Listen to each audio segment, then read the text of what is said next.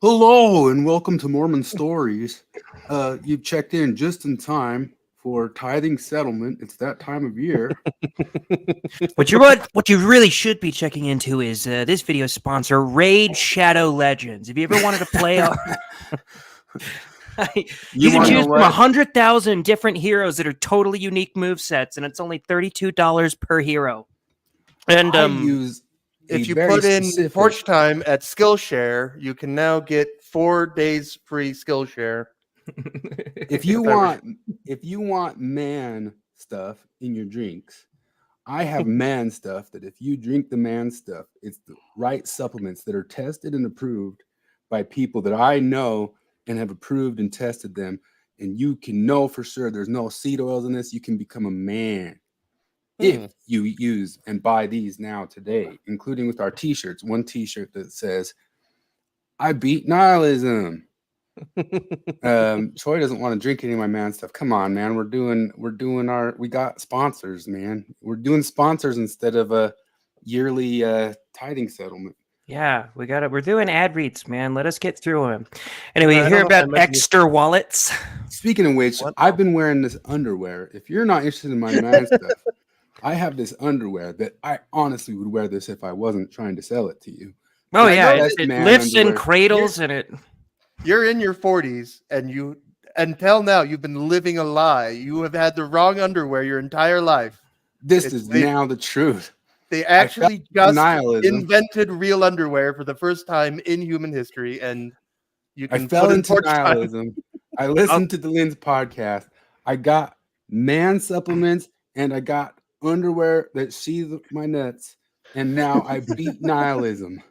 And if I were a Porch Time viewer, then I would understand that George Soros is within about 4 minutes of shutting off my access to the internet. So what I would use is NordVPN. It's America's most trusted VPN. You want to watch Netflix from Singapore? Well, fucking do it. We're under attack. The channel is And- under attack. We need your donations now. There's been more people attacking than ever before. I'm not going to this talk past about year. it, though. Yeah, and the work we do is so important. Without us, I don't know where you would get the things that we do for free every week. They're not anywhere. I don't know if I mentioned this already. One thing in England that was weird is because television, because like the ads, there's 2 things that instantly stand out. One is that there are no ads for pharmaceuticals because that's legal. Literally, only in America and New Zealand can you advertise prescription drugs on the TV. But then everything, like half of the ads are just charities begging for money. And some of these are like the most niche charities, but there's a charity there that all they do is they house the pets of people fleeing domestic violence situations. Because the shelters won't take the cat, for example. And so in England, you can watch TV and every other ad break, they're begging for money so that they can take care of cats of domestic violence victims. It's just crazy. And also they have like a charity-run volunteer Coast Guard in the UK, which just seems strange to me. It's like, don't they have the greatest navy in the world? I would have thought they had the Coast Guard situation on lockdown. But no, there's like they have the version of like volunteer fire department, but it's volunteer Coast Guard, and they are advertising and begging for money constantly. Volunteer Coast Guard. Oh. Yeah, I forget what they're called. It's like the Royal National Literal Institution. I don't know. When's the last time you caught regular television ads? That was in England, just because I I was in. maybe. Our regular television. That was actually When I visit my parents. so. It was actually one of the TVs are on wackiest and things the to ads me. play. Yeah. No, one of the wackiest things to me is we were in a hotel a couple months ago, and we just had the cable playing. I was like, maybe this will be sort of sentimental because we never had cable growing up, but my grandma did. So it reminds me of being at my grandma's house, having my show interrupted every 14 seconds for like 30 minutes worth of ads. And one of the funniest parts was as I'm watching it, I keep getting these commercials for Life Alert and being like, what the fuck the algorithm? Who does this algorithm think is watching? I was like, oh, it doesn't fucking know. It's not an algorithm. I'm conditioned. What's so weird is like YouTube. They know YouTube's mostly like a man watching medium, right? And I'm sure like most of those channels use the same advertisers. I mean, everybody I listen to has the same. I mean, we know about Shadow Legends. We Yeah, no, we know just about named all of them. There's the Sheath Underwear, Shadow Legends, there's some razor extra ones. wallets. Buy our razors. We got man razors that don't Yeah, give there's in to the razors, there's wokes. underwear. We buy them directly from the wokes. Oh, we haven't sold collagen. In fact, I'm going to invent collagen. collagenated wine. Will be my product. One of the ones that's come up recently. It'll be all natural, so it's good for just you. some law services too. You can go to so and so law services; they'll sue that place for you. How much money would you have to be paid to do an ad read? That's what I wanted, because I was actually just talking to Morgan about this. She was like, we were watching some YouTuber while we were eating, and he started doing an ad read for Sheath, and I was like, fuck, my personal goal is to never do an ad read. No matter, like, not like I'll ever get a chance to, but if I want to feel like if I got the chance to, I would turn it down unless it was like, I don't know, millions or something insane. Yeah, like the only way I would do it is if I would say the words without being paid, then I would be willing to say them for being paid. But like, and I think some anything people that go I with wouldn't that. say for free. They claim that they would use the product or already do use the product, and I mean, I guess I give that a pass. Sometimes. I mean, I just imagine it's like, well, imagine if you had the power and could be totally honest, and you'd say like, frankly, I tried their underwear. It's fine. It's good underwear. Well, you won't be disappointed with the underwear. Versus, it changed my life. Underwear. But come on, as you suddenly get. If we had enough views here, you suddenly have one of those idiots say $20,000 if you guys just do this every show, and then it'd be very difficult. Is what I'm saying. There's a whole subplot in Lady Dynamite, which is really good. Did you guys ever watch that Lady Dynamite? Why can't I think of her name all of a sudden? That stand-up. Damn it, she's one of my favorites, and her name just slipped my mind. But one of the subplots is that she went through this where like she did these like gigantically paying easy work ads for Target and ended up feeling terrible about it, just feeling cheap and dirty. And that's just Target, like Target's not, it's not like something scary, but scary enough. Like she found out that, like they had a bunch of like cheap Mexican labor and all this stuff. And yeah, anyway, what's her name? I'm surprised Dave Landau had kind of some funny reads last night. Maria Bamford. There it is, Maria Bamford. I like Maria Bamford. Lady Dynamite is worth a watch. I'll have to check it out. I love Maria Bamford. Did you ever watch her show? Yeah. The sitcom? Yeah. No, yeah. So she stopped her Target reading because she didn't like their ethics or something? Well, basically that, and also just I think she kind of felt more cheap of like a sold out. Sure, yeah, I get it. Definitely some of it was ethics, like because there's a whole like set of scenes of her going to Mexico and seeing the working conditions of the Mexican Target kids, and like they even have these little training videos with a character called Trabajito, which is a little dog that yeah. I wouldn't be able to do that one either. That's insane. That's it's a whole like brainwashing thing. Yeah. It's my Trabajito. Just last night, Dave Landau did a reading. He read like bed sheets, and right before he went to the bed sheets one, he was talking about Army Hammer and his fetish for eating women in the bedroom, like actual eating them. Like he has this like cannibalism fetish that broke out. There's like some whole documentary made about it. Have you heard about that? No. Yeah, Army Hammer. He's like the son of Armand Hammer, like the famous oil. Yeah, I know. He was a breakout star, and then he did the Lone Ranger, and it was over. Yeah, he also major rich, rich kid, whatever, goes into acting. There was some documentary put out. He got sort of Me Too that all these women said that he has a cannibalism fetish. Jeez. Which, I mean, I guess that sort of happens when you're born of WEF.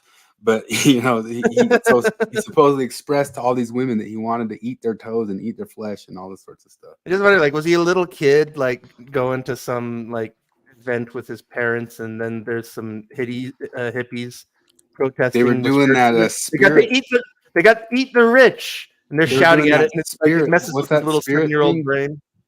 Spirit blessing thing that the rich people supposedly do, like splat all like blood on the wall, and they have like these rituals where they pretend to eat somebody who's lying in the middle table. Have you seen all that stuff? What's it called? Like spirit.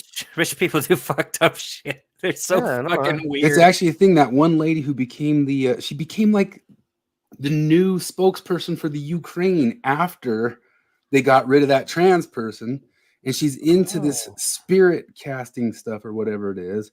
She's famously with it with those guys of the Balenciaga of the what Jonathan Streeter's video the Balenciaga. And what's it called? It's called like spirit cooking. That's what it's called. Spirit cooking. You haven't heard of this? Oh. Ever heard of this? You heard this? You hear this? I sound like Jay Leno. You hear this? You heard this? You heard this? You heard this? Spirit cooking. A satanic ritual or fun dinner. Present, share screen. Spirit cooking explained. New York Magazine. Clinton linked to satanic rituals involved in kidnapping children. The Marina Abramovich. That's the lady who became the new liaison with the Ukraine after they got rid of that. Wow. After they got rid of that trans person. Remember that weird trans person? Like, is this a joke? Yeah. They replaced that person with this spirit cooking satanic ritual lady. That was one of my favorite memes of the last like couple months that I saw. That was just this. It was a picture of Moloch, and it said, "Hey, remember when we caught all those guys burning an effigy to Moloch and accepted, LOL, we were just joking around," as an answer? Yeah. This is some of the spirits. They write this stuff on the wall. The Podesta spirit cooking dinner with a sharp knife cut deeply into the middle finger of your left hand and eat the pain. Anyway, they think Army Hammers and all that stuff, and all these women said that he actually kind of started acting that way with him, and he kind of got like Me Too'd and canceled for a while. Anyway, all the way back to what I was saying is Dave Landau talked about all this, and he said, and he did it on such and such sheets for only his thing, and he said, well, they say they're cool. I was going to test them to see if they're cool. And then he said that all afterwards. I wonder was Norm Macdonald when he had his YouTube show, because he did ad reads, you remember, like for Man Great. And Man Great. Those died. Oh yeah. But I just kind of wonder, it's like, because he was obviously just not taking it seriously. And I just kind of wonder if it really was just like, I'll take the money, I'll do the joke, they'll dump me, and that'll be worth it. You know, because like, I don't know, you should watch it. Like, you can even find clips where like Norm Macdonald's the worst sponsor ever or whatever. Because like, and he does a lot of sponsors where you can tell he just does not care. And he lost a bunch of sponsors just because he obviously didn't care. Awesome. Or couldn't even act like he cared, is what I should say. Because yeah, it seems like, you know, I don't believe for a second that actual Justice Warrior plays Raid Shadow Legends. No. I would, if he does, then I'm unsubscribing. Sometimes when they do it more earnestly, I can get some respect from like, oh, I can't believe you're earnestly doing that. Wow. Like, then once you see like Sydney Watson trying to shill Sheath. Oh god. She's like, I'm not a man, but if I had a dick, this would feel great. She's doing the thing that Lauren Chen's doing too, where they said, I did a thing, and now they're selling soaps. And they come up with like a bunch of soaps and soap gift baskets that are their own product that they put together and all that stuff. It's every time they do, every time like a big YouTuber does a product, I'm like, just shut up. Just enjoy your money and shut up. We got a big announcement. The big announcement's coming out tomorrow. And you're like, oh my gosh, what is it? Did they catch, I don't know, who are they catching these days? No, Pokimane is selling $32 bags of cookies. That is true. That have a little bit of mushroom. And if you laugh if you laugh at that or complain about it, she'll call you fucking poor. Yeah. Or racist bigot istophobe. Everybody learned from Disney that if they don't buy your thing, you call them an istophobe. Oh yeah. That's the other thing that's being advertised a lot. Have you seen these mushroom-based dietary supplements? The mud water. Not just advertised, like it's on the shelves over at Harmon's all the time. But like, couldn't you just eat mushrooms? I don't know. They're probably cheaper too. Yeah, no, because because they're not psychedelic mushrooms. They say like, oh no, these are just mushrooms. They're vitamin mushrooms. But like, yeah, mushrooms already exist. They're at the store. You can, and they're great because like you can eat them raw. You can cook them 10 million different ways. They're impossible to overcook. They can't be burnt pretty much. Like, That's like awesome. oh no, we reinvented the mushrooms and turned it into an expensive shake. Yeah.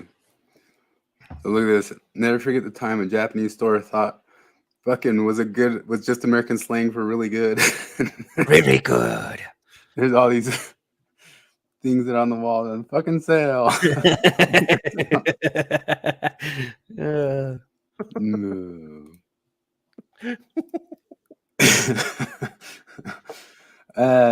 Did either of you watch John Lynn's plea for more money? No, I watched it. Yeah, it was. Is it good? Have you got No. clips? No. I mean, there's not. Hey, really so John clips. Larson please for money or John DeLynn please for John money? DeLynn, but you won't get any more John Larson if you don't. Oh. The first thing on the chopping block is Larson and Kara. He actually I gotta say, I'm really good at detecting when people are talking down to me because that's what all of media has been doing for years now. Yeah. So when they say things like "let's be better" or whatever, I know you're talking down to me. Like I even told that to my friends when we were playing through the most recent God of War game. Like they're saying "be better" all the time, and they're talking to you. They're talking down to you. Mhm. That's what I feel anytime he says we need some donors to step up. Yeah. Like that's what single moms say to just like men in general. Like, No, it's like the Can you implication, imagine our viewership went up, but our the implication is went people are down. freeloading. Like they're not pulling their weight. Yeah. They need to. no, it is, Yeah. and he's like, step up and fund my life. So I can save the gays. You from talk killing down. themselves. The talk down. You talk down to me. You're gonna talk. We're here, the celebrities, to talk down to you. That's so smart to call his thing. I'd really be curious to know what data they have about like just how much of a draw John Larson and Kara are. Because I can believe John Larson is a pretty good draw. I don't believe Kara's that big of a draw. Well, He seems but at the fairly same time close, too, but- like I bet you where some of their donations went is off to Kara and Zelf and all that. Oh yeah, they all broke off and started. Yeah, there's only so many ex-Mormon dollars out there, and they got to start. And each of fighting for them 'em. very frequently give their tithing settlement pleas, like almost every single week and every single podcast. Zelf, like half of their posts are, if you want the podcast to continue, you have to have it now or we'll die. You must believe or Tinkerbell will die. You must believe or Tinkerbell will die. I think is Sam the one I take the least seriously with this stuff? She might be, because like she's the one that's constantly on about how terrible Amazon is, but then just blatantly admits that like, and obviously I still order Amazon. I'm not going to stop ordering Amazon. That would be too difficult. It's like, no, it wouldn't. No, It she's wouldn't absolved because she's at aware. all. I know it's like saying that, making fun of fat people and being like, well, I'm different because I know I'm fat and gross. Yeah. Or making exceptions for Taylor Swift. Is the talk. Mainstream media has let you down, but there is hope. Celebrities have decided to stand up and start talking down. This It took me like a minute to realize like the talk down was the perfect name because it says we talk down to you. Are you ready to be talked down to? Yes, sir. Oh, Kyle. So the Lynn needs the money because it's flatlined or going down and the channel's under attack. And we got and you got to pay for all the people and you got to pay for equipment. While we're on about this, guys, we've had a bunch of recent upgrades, and like I had to buy a new camera for this a little while back. So if you guys could, we're gonna leave a link to our Venmo in the description, as well as our PayPal, our Cash App, all of that stuff. If you could please, if you want this to keep going, this valuable service we provide, then you got to step up. Yeah. Feel guilty. Feel guilty. Now we're going to talk about shame and how you got to get over shame. And that really did happen. They really did talk about like I did guilt and watch an shame. awful lot of the shame episode. I didn't like last half hour. I just couldn't take anymore. But I did Of the listen to all Zelfie one or the the sex Natasha training? Helfer. I just can't believe. So where I should we don't know. start? Should we start? I mean, I guess we're talking about the we just talked about the Lynn asking for the monies because everything's on the ropes, although I don't really think that's necessarily that true. I bet you it's just we know that we can use this time of year for tithing settlement time. It's Christmas donation time. And if we can just come out and say, gee, Willikers will get a big $10,000 bump like they did. I think it's just that. I actually don't think they're particularly hurting. I doubt it. You just got to do that every once in a while if you're up at that level. It works, man. Works. Yeah. But we got Zelfs on the shelves. Marty wants to come in and talk about the nihilism whenever she gets here. Zelf on the shelf and the mushroom lady who divorced her family for mushrooms. We got Natasha Helfer talking down to you. Talking down. That's what our my post is, talking down to Bill Real about getting his head right about sex stuff. The fucking or what? There was one other one. Oh, the nihilism. There's the Mormon boobs. I mean, the ex-Mormon boobs. Oh, the Mormon ladies are running around showing the temple titty tribute. To donate to. You know what's funny is I commented on that recently. I was like, so are we just flashing a bunch of deacons as they go into the story? For anybody who doesn't know about it, is that they're they want to make a calendar, a bunch of ex-Mormons, where women just flash their tits in front of the temple. Can I show the titty boobs on here? I mean, I should go over it before. You obviously didn't listen to Natasha Helfer because these women have a paraphilia about exhibitionism. It's their sexuality, and they don't need you shaming them by indicating that maybe it's not entirely appropriate for them to get naked in public in front of children. But that's because you have weird American ideas about capitalism and family. You think you own women. That's why you believe this. No, so the main picture they show. First we got to look here at KSI and what's his name in there, whatever. That's obviously purposely they did that, right? That's funny as fuck. I mean, it's Jake Paul or whatever. It's probably like laced with anthrax or something because he's a psychopath. But so tell me if we'll get kicked off for this. I mean, I guess it's got like. I don't think so. They're kind of covered up. Yeah, so there it is, the broad daylight in front of a fucking temple, right? And they're trying to make a calendar out of this, and all the proceeds are going to go to LGBTQIA plus youth through the Trevor Project. But Total Trans Kids Project. Yeah, I commented on it, like, so we're just flashing a bunch of deacons as they walk to do baptisms for the dead now, and I got like a bunch of laugh reacts on it. Like, I'm not joking. That's fucked up. Nowadays, laugh react means you're a dumb idiot who knows. I don't even think I think they just think I'm joking along with them because you were serious. I'm pretty sure because most of the other jokes on there are like fucked. Like one dude's like, "Yeah, I should do that with my dong." I was like, "You shouldn't."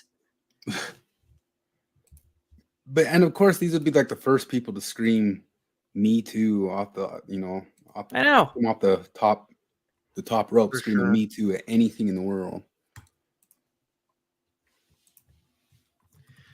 I mean, it's so obvious, like, why so many claims came out of there. I was just watching them on Timcast, whatever their culture show this week. They went over, so that Eric Adams claim that came out about him, you heard any more about that? No. That claim has nobody attached to it. They've never actually said who the lady or woman is. They don't have a record of anybody who worked there or worked with them. But the whole thing came in because somewhere around New York City, some law statute of limitations was expiring. So they actually got like thousands and thousands of different claims on random people. And that's some of the reasons why P. Diddy all of a sudden had 5 claims and Axel all of a sudden had a claim. And like they've just dropped it. They just got thousands of them because this statute of limitation thing was expiring. Wow, that's nuts. And in this world where there's that, like, I don't get how people, it's so funny because like you see people walking around and like Natasha Helfer, like we're gonna watch here, and they're putting on this air like, hey, we're in the world of being open and real adults about all this stuff, and it's just like, no, you're not at all. You guys are, I would watch myself worse than I ever watched myself around any sort of Mormon world when I was a kid around you people. Yeah. You know, I was thinking this week, because this kind of ties into it, about because you always hear about the exit costs, the costs, the social costs, all the personal costs that you get from leaving Mormonism. And I was thinking about this, and I'm wondering what you guys think. Compare the costs you paid for leaving Mormonism with the costs you've paid for leaving the Blue Church. No, I get this. I make this comparison all the time because I can actually, every now and then, I will see a friend who unfriended me.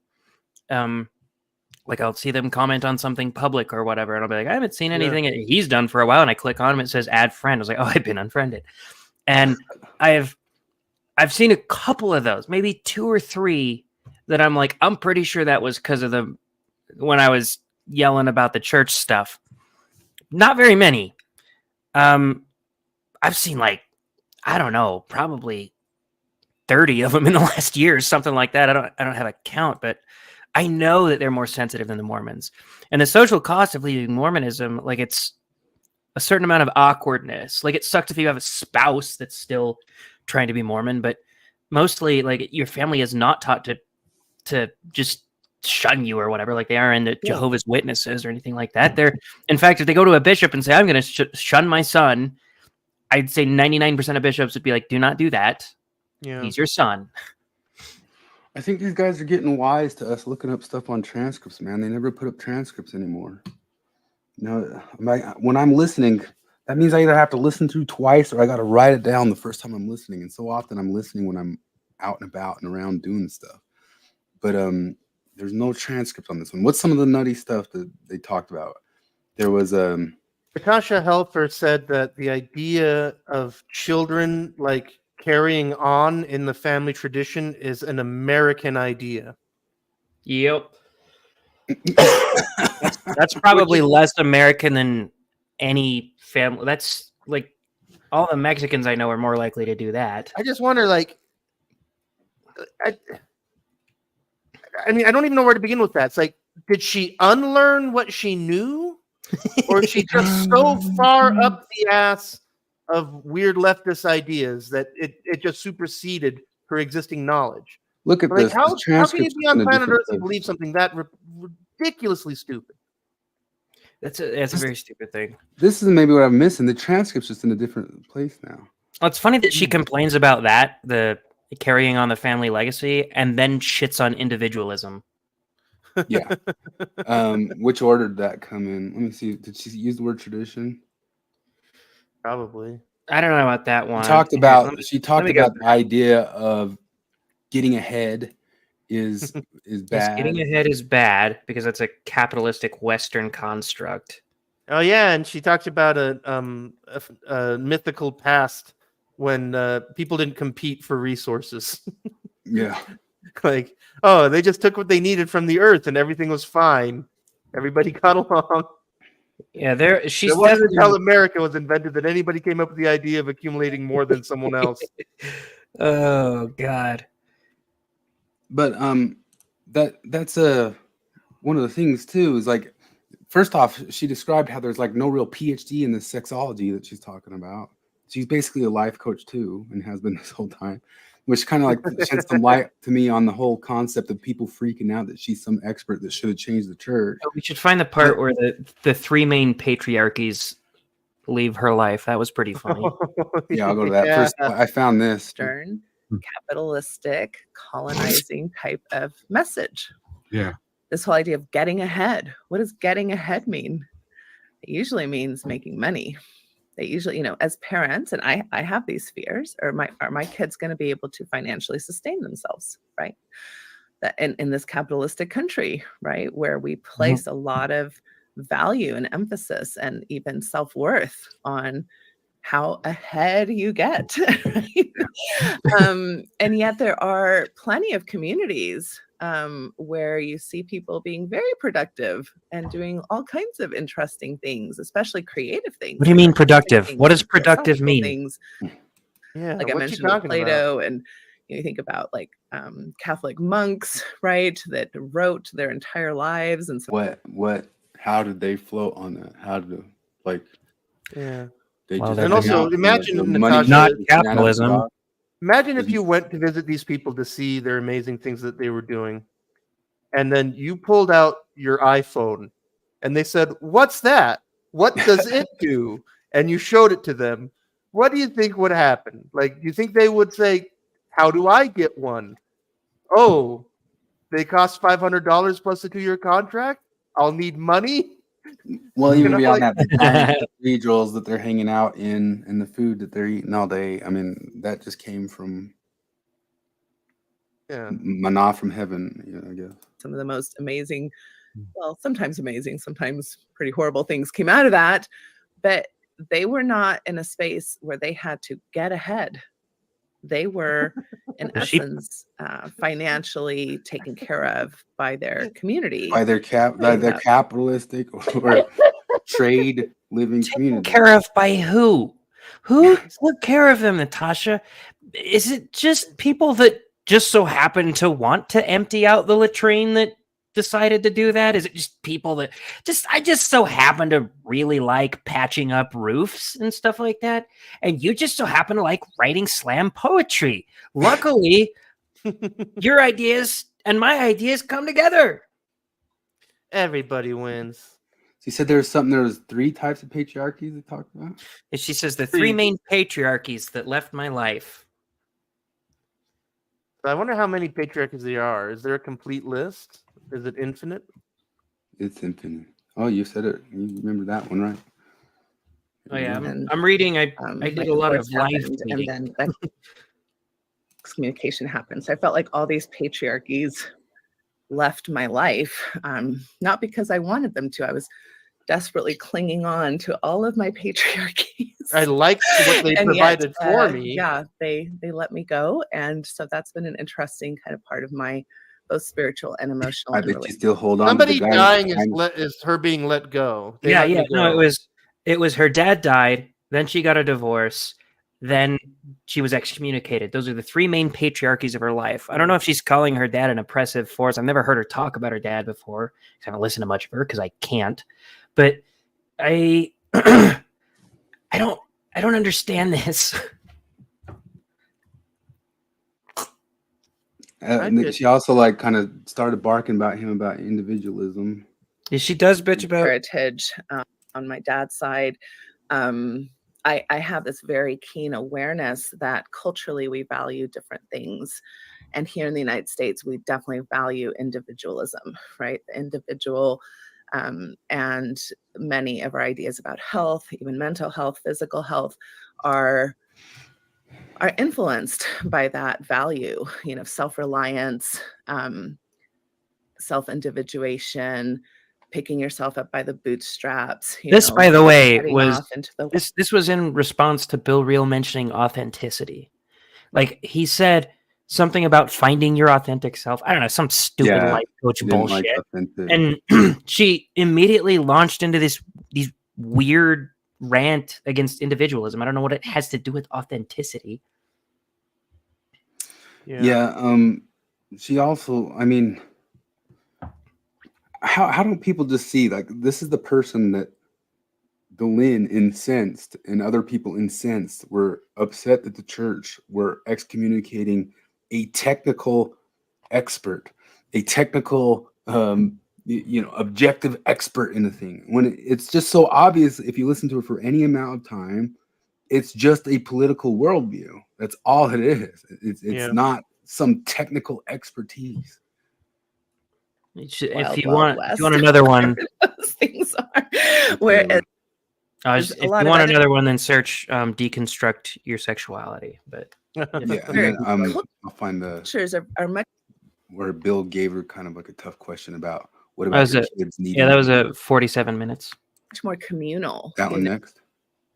So the next one in line is the deconstruct your sexuality. I thought that part was pretty funny, but after that, it's a 47-minute question. Much more communal, and that idea of the individuals is not very supported. I mean, health is really seen through a community focus and being part of a group or a family. a clan, a tribe, whatever those languages are.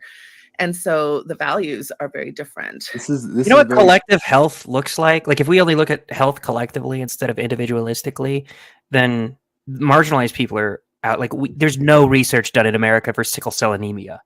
There's no research done in America for treating gender dysphoria. Why would we do that? It doesn't really matter to the collective health. it's such a talk downy tone, man. It's so talk downy. It's an accent. I swear to God, she has an accent.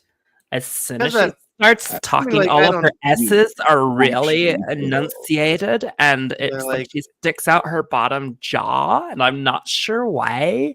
Actually, Bill, You're getting the you- vocal fry. Yeah, she's got the vocal fry. Actually, Actually, capital. See, Like, I don't How know. she rounds both her roof and floor of her mouth. That's how people talk. I don't know. It's like I hesitate to criticize somebody for how Well, they I talk, don't.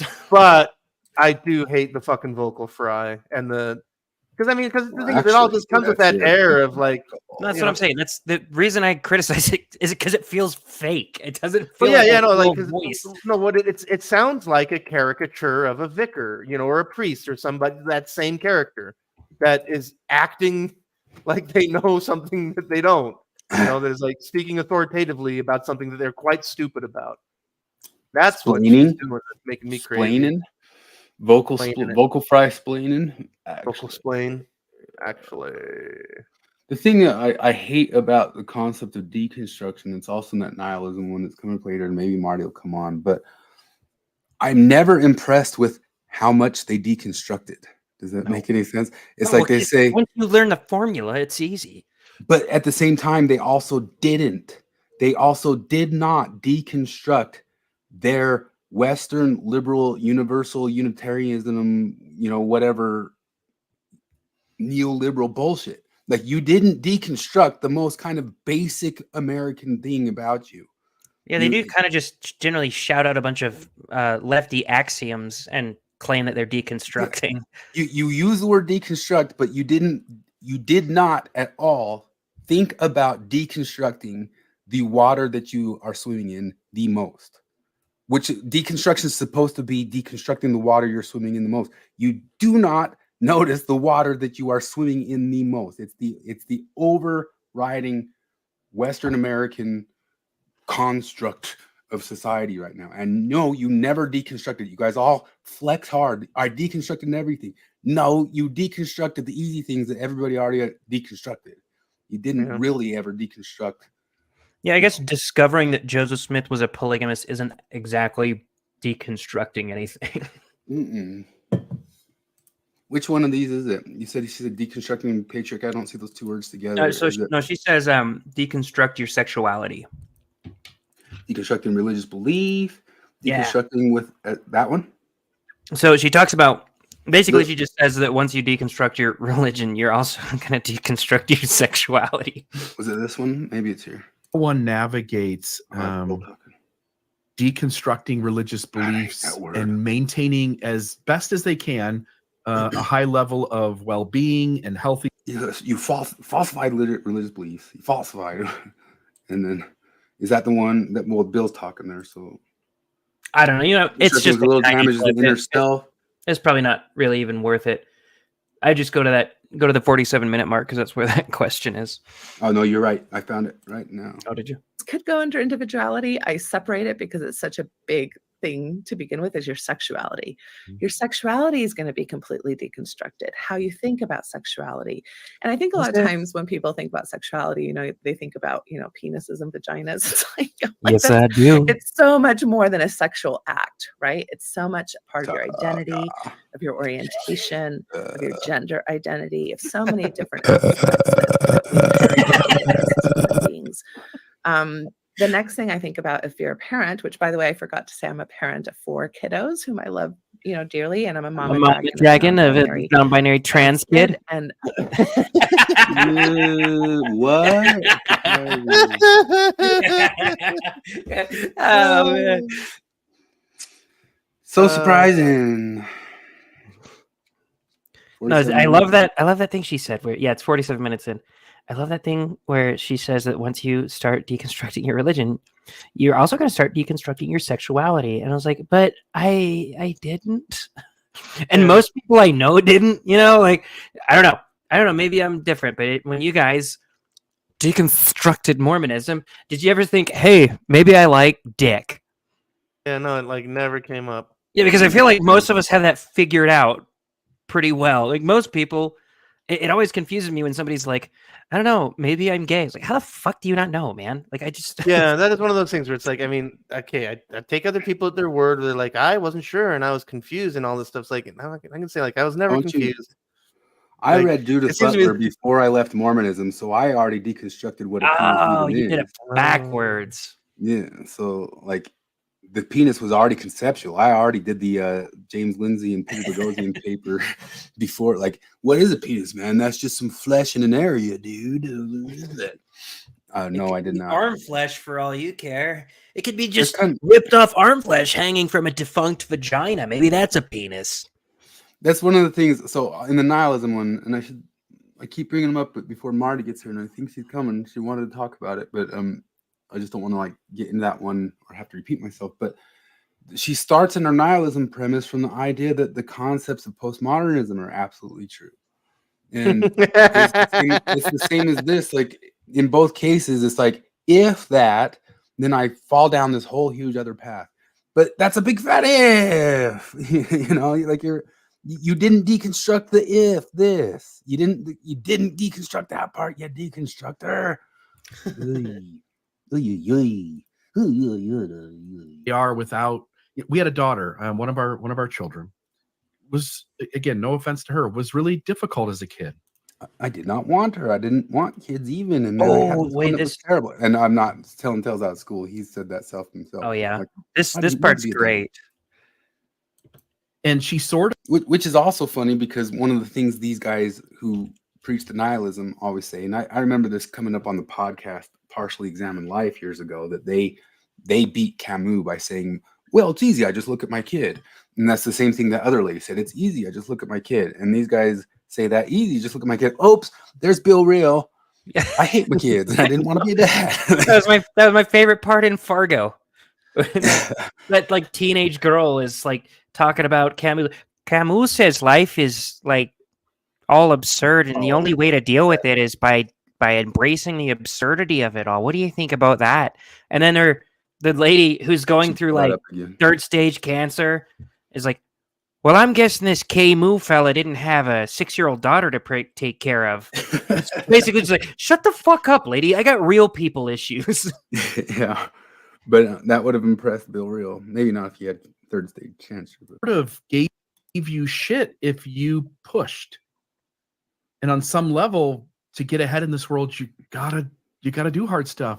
Any thoughts from you on self-acceptance versus getting a healthy, productive, leaning into an adult life? And it just seems like that's a really complicated. Because I don't think I want to do it the way the old generation did it. I don't want to do it the way my parents did or their parents did it to them, for sure. And I don't want to also accept the way we're sort of leaning into right now, which is like, just let everyone be who they are. Don't push. Don't be too hard on people. Boomer. It seems like there has to be some sort of balance in that. Oh, sorry. Here comes the lashing. Yeah, it's super interesting to hear you talk about this, and not to like interesting. make you feel bad or anything, but the way you were talking is a very Western, capitalistic, colonizing type of message. Yeah. This whole idea of getting ahead. Oh, he gets what it. does getting ahead mean? Oh no, Yeah. I get it. Bill, to me, he's striking me lately as this semi-honest dunce who is just desperately trying to deconstruct being a dad and everything difficult in life, because that's a very dad thing. Like, okay, my daughter was being a pain in the ass, and I was like, well, okay, sometimes you have to do difficult things in life. And Natasha just brushed over that like it was nothing. Like, because if you ask people, do you hey Barty, sometimes do you have to do difficult things in life? Never. Okay, well, I understand it's a very Western, patriarchal, capitalistic frame of mind. That Have any of your patriarchies ever left you? What? Didn't you have patriarchies that you wanted to keep, but you had to let them go? Wait, Marty's not even divorced yet. She hasn't even been liberated. Oh, she's still Oh. patriarchy. She's still lady. under the yoke of capitalist American ideals. I think we've already established that I have internalized misogyny or whatever. So It's What way kind of- I have down. I just have explicit misogyny. Me. Yeah. Back in my day, we never let a broad on the podcast. What's this world coming to? So, did you watch this episode, Marty? no, We're not gonna get this to the other one. one. It's amazing. Yeah, she kind of chastises. I think she uses every episode, every chance she can to. No, even if Bill kind of goes her way, she then like slaps back at him. No, I know there was a back and forth where he talked about his asinine idea of enthusiastic consent, where it's like if you say, "Hey, babe, you want to do this," and she says, "Okay," instead of "Hell yeah," then you got to not do it. And then Natasha's like, "Well, so actually, when I was first kissed, I was really nervous about it. So it's, I consented, but not enthusiastically, and I don't think we want to take that away from me." And I was like, "Oh, she's being reasonable." Yeah, I agreed with her on that part, but I it's know like I did, took and then Bill she being the no, other but then she direction flipped for- back because Bill was like, "You know what? Maybe you're right. I'm sure that if I'm on a date with a girl and I ask her to hold my hand, I'm like, hey, may I hold your hand while we're in the theater? That might kill the romance and the eroticism or whatever." And she's like, she goes back and has the other opinion. She's like, well, actually, maybe you should just be better with your eroticism because I don't know. Maybe it can be attractive. Like if a man leans over to me and says in a sexy voice, "May I hold your hand?" And I'm like, ooh, suddenly lubrication in my vagina. Ooh. That's what she says. I'm not kidding. Those are the words. Yeah. And I had to hear him. So now you have to know they happen too. It's crazy. Yeah, That's so like- it's right like- here, Bill was Instead of asking, saying like, turned on, she said, "Oh, lubricate." right here, Bill was asking her about like, what about needing to push kids to grow? And she's pushing back on him for that. And this was the last little bit we were going to watch on this one. We were holding off on talking the nihilism one until you got here because I knew that's the one you wanted to talk about. Yeah, I watched like 3/4 of it. That's about where I got too. It usually means making money. They usually, as Couple of parents, them bad. and I have these fears. Are my kids going to be able to financially sustain themselves? Right. That in this capitalistic you're not worried country, about right, whether where the, we they place have- a lot of. 'Cause you're not concerned about their gender identity at all? I mean, what if they're actually non-binary? Well, one of them isn't. It's funny. Or is- I worry about my kids being able to make it, but it's not because of capitalism. It's because I worry that I didn't train them up to be competent humans that can make money. Oh, Marty, that's shame. It's very American of It's you. funny. Like, And I don't know. as we'll learn later, with no shame there is no shadow. Okay, just remember that for later. Yeah. If you stop the shame, the shadow goes away. Like if you don't think of the dragon in your house. Have you read that book? Don't think of the dragon in your house and the dragon's not there. It's like Pete's dragon in reverse. Value and emphasis and even self-worth on how ahead you get, right? And yet there are plenty of communities where you see people being very productive and doing all That Bernie Sanders gets kicked out of. kinds of interesting things, especially creative things like artistic things and philosophical things, like I mentioned with Plato. And you think about like Catholic monks, right? He keeps that bringing up wrote Plato. their entire I know these are lives, the only some of most examples she amazing- has. well, sometimes amazing, sometimes pretty horrible things came out of that, but they were not in a space where they had to get Plato created one of the most hierarchical systems. I know Plato's idea was like, okay, so here's what's gonna happen. We're gonna have super people, and they can decide. They get to decide who has a gold soul, who has a silver soul, and who has a bronze soul. The gold souls can fuck the gold souls. Silver souls cannot fuck the gold souls. They can only fuck across, maybe down, but not have a baby with down. And then the state takes the baby away, and we raise it and decide what soul it is. That's not oppressive though, because it's not Western nor capitalistic. Hey, look at this. On Almost Awakened next week is Dan McClellan. I saw that. I wonder Um, if I can get. I wonder if I can get hooked up with Dan. Like I'm only one person removed, like in several different ways. I know. I Do don't. What would you like, want I, to talk to him about? I don't. I would just do it in the Marty I way. bet you I just ask him a lot of questions. I think he would be a good guest. he'd be pleasant with you. Yeah, for Yeah, sure. I think so too. He would not be pleasant with us. He would No. shut us down. I don't know. He probably does, he You doesn't guys even would remember. be pleasant with him. Oh God, no. No, but that's why he wouldn't. Yeah, it Well, would be the thing is, like, unpleasantness all around. for Well, we 10 weren't seconds we when weren't we talked. unpleasant. We weren't unpleasant with him. We disagreed with him No, like, briefly yeah. before he blocked us. No, the No, I was a unpleasantness dick right would out come of in. that. Yeah. No, but like, I mean, if saying I think you're wrong and this is why is unpleasantness, then well, there you go. Yeah. I remembered the last little concept before we get to the mushroom divorce. Have you tried mushrooms and divorced your husband yet, Marty? Have I ever tried mushrooms and then divorced my husband? Yeah. No, I have Yeah. not. You're what happens missing when you out. We're joking.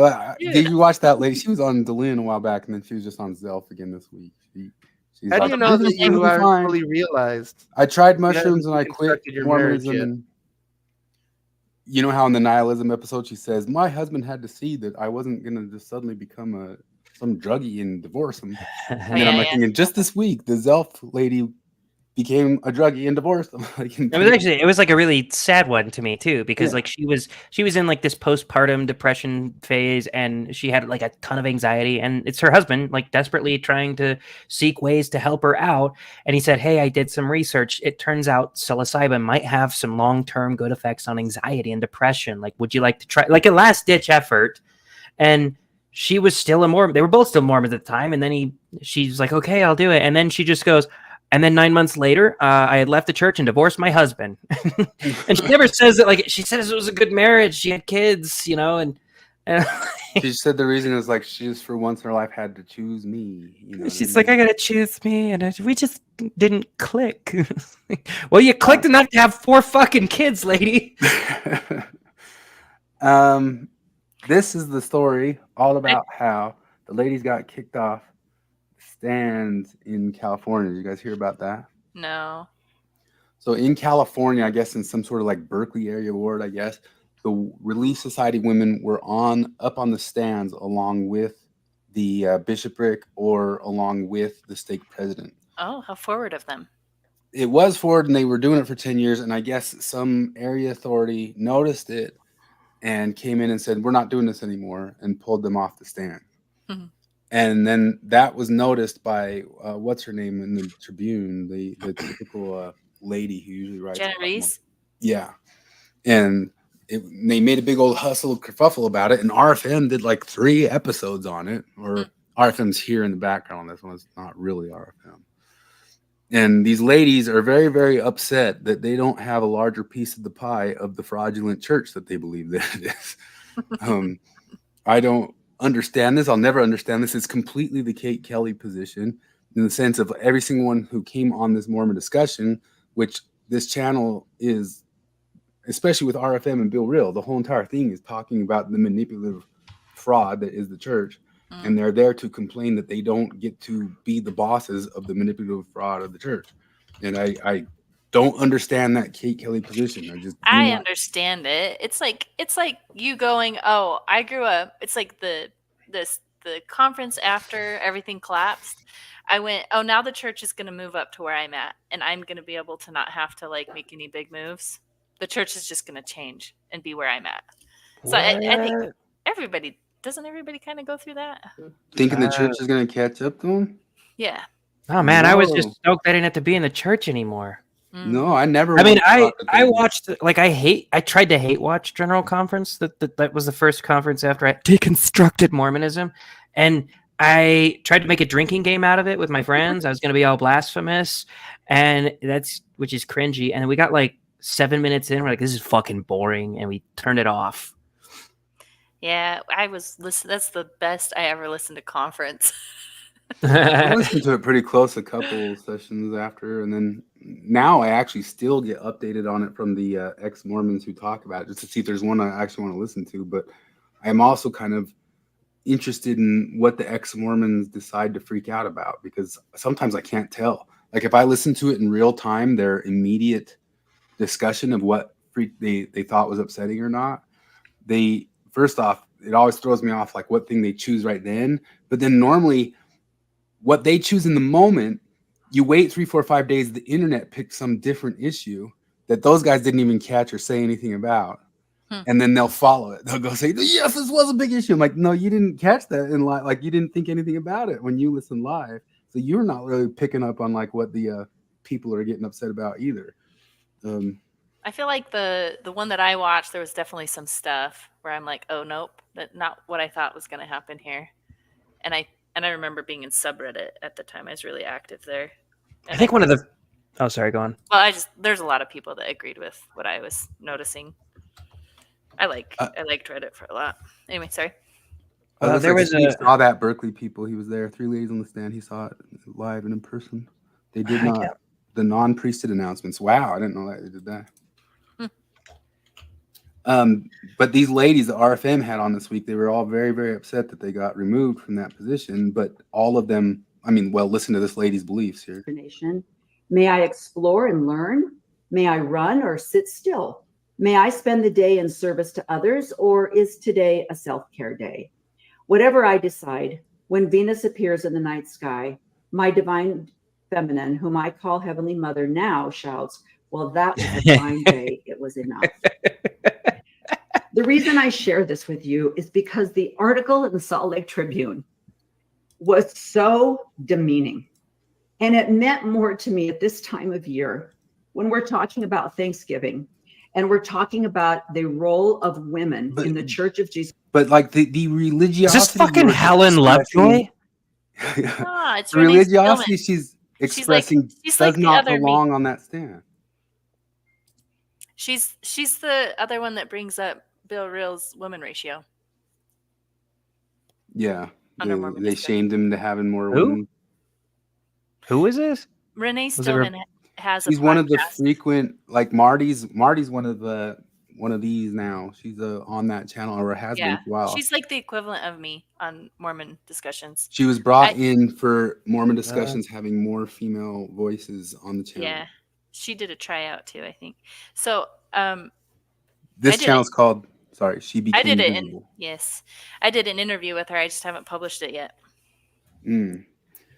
It was a nice conversation. It was good. Her husband's still active and believing.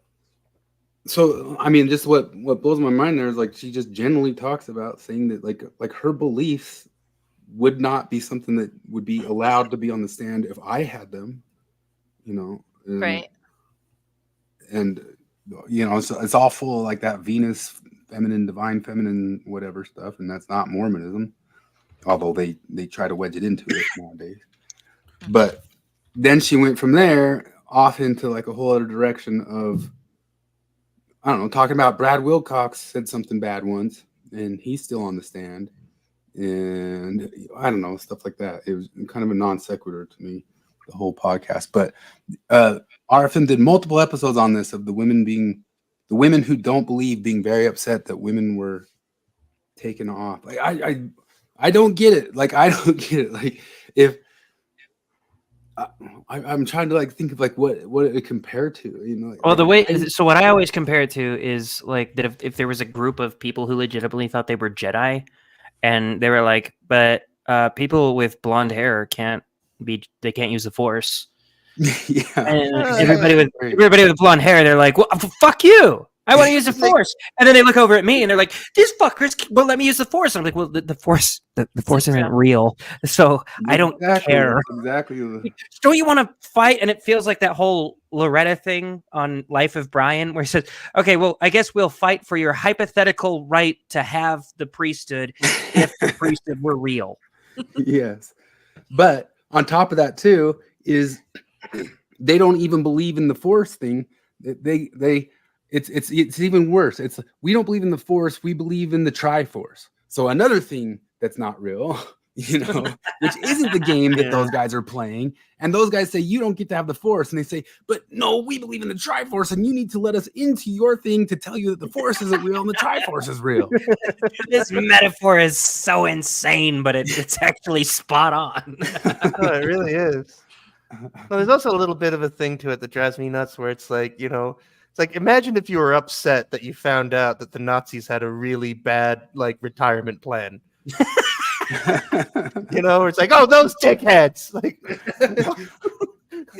Nazis said nasty things. They won't let women be they won't let women be guards at Auschwitz. That's a better example. It's like, what if you found out that like only 10% of Auschwitz guards were women? Those They assholes. never let any of the black Nazis gas the Jews. It's I think terrible. Troy's got a question. This is oppression.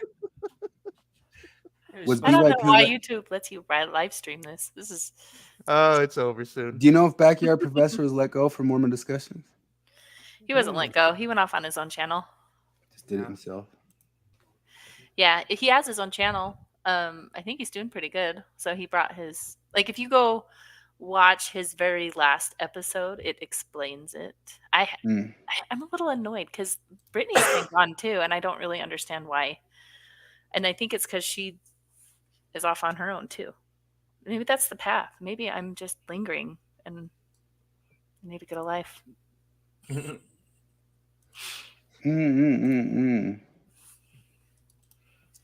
Well, here we go. I mean, this one, to me, what seemed, I don't know. What, Marty? What's your impression of this episode? The 2/3 of it, or 3/4 of it that you listened to? Okay, so my opinion of Brittany hasn't changed. When the little bit I've watched of her, I don't agree with everything she says, but I feel like she's fair. And I don't know quite how to describe it. There's nothing she says that really bugs me in a huge, great way. So, but yeah, I disagree with her on her absurdism thing. It was interesting hearing her talk about how she went through that. And if that's what pulled her out, great, I guess. I was talking to my husband about that. He kind of has that similar mindset. So we're Camus absurdism. Yeah. I mean, if my stance has always been that if absurdism pulls you out on nihilism, then that's at least a step up for sure. I agree. And I guess I've often wondered if it's just a personality thing. And this is kind of where I always conclude to maybe there's, because she seems very on top of things. She's actually capable of setting up a church at her house without any support. I'm wow, I wish I could pull something like that off. I just can't. She has a church at her house. Well, she's just kind of talking about how she developed her own. She was trying to at her house. She was trying to do these rituals with her kids and teach them moral lessons and keep that structure of going to church on Sunday without having to go to church on Sunday. And we had that thought too, to do that too, but it fell apart, and now we just have second Saturday. So, I don't. But this. So she just has that personality. It's like my husband's. My husband is very he's a go-getter, and I feel like I am on the need of order more, and he's on the need of chaos more. He's already orderly, if that makes sense. So naturally. So anyway, maybe different things are good for different people, which I had that thought. I told that to Kevin, and then John DeLynn said it later, and I'm I hate that he just agreed with me. But she says it too. I mean, she gets into the idea of Nietzsche saying that only certain people Nietzsche thought were going to be able to go down this whole path, not everybody, and that type of idea. Yeah, I'm not a mensch. An Uber, you're an Ubermensch. intermensch. Yeah. Or what is that? Uberfrau. Wow. You could be dein Uberfrau. Deine. Untermensch, Unterfrau. Yeah. One of my just general issues with some of the philosophical stuff we were talking about a little bit earlier, I didn't want to spill the beans earlier, is just that I don't think people are ever as hardcore as they claim that they got. And I know you said you wanted to hear Christopher talk about this. I know that he would say that a little bit too, just in the sense of that's actually where Jacob Hansen usually tries to take people. I'll actually pull this up really quickly because he made a post just today and I saw Troy pushing back on it. I think it's fine for me to pull it up, but what he says in the post, I don't know that it isn't how this lady described her experience. So like you might say, "Oh, shut up, Jacob," or something like that, but I think it describes what this lady said pretty well of what happened to her. Let me see if I can find it. I had it pulled up and now it's gone. All right. Here it is. So Jacob puts out this syllogism, a little bit. And dang it, Troy used to be the top answer on it. But Troy just kind of gives a pushback to the idea. But he says, the problem of evil for atheists, a working theory. Problem 1, the world is irredeemably unjust. And that's the thing that Troy pushed back on, which is what I would kind of push back on too. But problem 2, it is immoral to continue the existence of an unjust system. Conclusion, it is immoral to continue the existence of the world. Then somebody pushed back him using the world, but I don't necessarily mean that. I don't think you have to say the world. You could just even say I should be suicidal. Yeah. Atheists, you are the most powerful being we know of, right? Why do you continue to allow for evil if you have the power to end all of it? Are you trying to redeem the world, or are you immorally allowing the world to continue because of you? It's enjoyable. Everyone agrees the world is unjust. The only question is by what means we think it can be redeemed, if at all, or just don't care in the act of immorally allowing the injustice to continue. So my only question, like you, Marty, who listened to it, do you think that, to me, that sounds a lot like the route she went down? Yeah. She kind of Sounds went a lot down, like antinatalism there. yeah, she went down an antinatalism route of saying, let's see, I posted on here, and I'd say this person made these same deductions, but the point is Troy pushed back, and I would push back that I don't think those are great things to deduce about the world. But yeah, no, because what I was thinking about when the way you described that is Elliot Rodger, the incel murderer. Yeah. I read his whole manifesto thing, and that was basically his whole justification is that life's unfair, it's an unjust world, I'm going to destroy it all. That's where you get from that. That's all you get from that. So my problem with, she was deconstructing all the way down, and there was a flaw even in her logic in saying that that's a good cause for suicide, and that was that there's any morality at all. Where's the? I think the word she used was, it's immoral for me to exist or something like that. To be hurting other things. Right? To even be vegan would be bad because you are destroying other things. And I'm having a hard time thinking why would that be bad or good? What's bad or good? You still have some kind of, you're still clinging on to some part of your apparent thing that you learned from society, that there's even morals are up and down, right? If there's nothing, sure. There's nothing. You can't have morals if there's nothing. Can you? Well, it's even that's Nietzsche. Yeah, I don't know. Sorry, I got lost. I was going to say a thing I forgot. Sorry. She was well, maybe I'll recall because I'll talk about the same thing. It's just she talks about. I think one of the things is they claim they deconstructed everything. They got to this nihilistic place where we can't harm anything. And right there in that sentence is a contradiction. You didn't deconstruct harm. Right. You say you deconstruct everything to the point that how can I just exist in harmony? No, you didn't deconstruct even what that is. Supposedly, if you're going all the way down on what that stuff. Yeah, what's telling you that harming things is bad if all you really have to go on is there is nothing. And that's part of where Nietzsche went. It's you didn't read Nietzsche. You said you did, but you didn't. Nietzsche went into, hey, if I'm just will to power, I don't care about the harm that I caused you. I'm deconstructed that as being a moral thing. Yet all of these guys never deconstruct the concept that care harm is the ultimate way of viewing the world. No, you did not deconstruct everything. You kept this very kind of religio view of what one of Jonathan Haidt's types of what's it called? Types of morality. Was it the columns, the tiers of morality? And he separates them out to different things. And I know a lot of different people try. Sam Harris tries to put every single one of Jonathan Haidt's different types. Like what are some of the other ones, like loyalty, or he's got multiple types, dimensions of morality, and care harm is just one of them. Sam Harris tries Fairness to is put one. all of them into care harm. And that is a worldview. That is a religious worldview, like insisting that everything is care harm, and that there is harm and that there is care is an assumption. And Nietzsche would push you. This is a main difference between me and all these care harm people, is they frequently talk about mushrooms. We might go to the mushroom person later. Oh, we And have they realize to. like, oh no, I can't help but harm the world.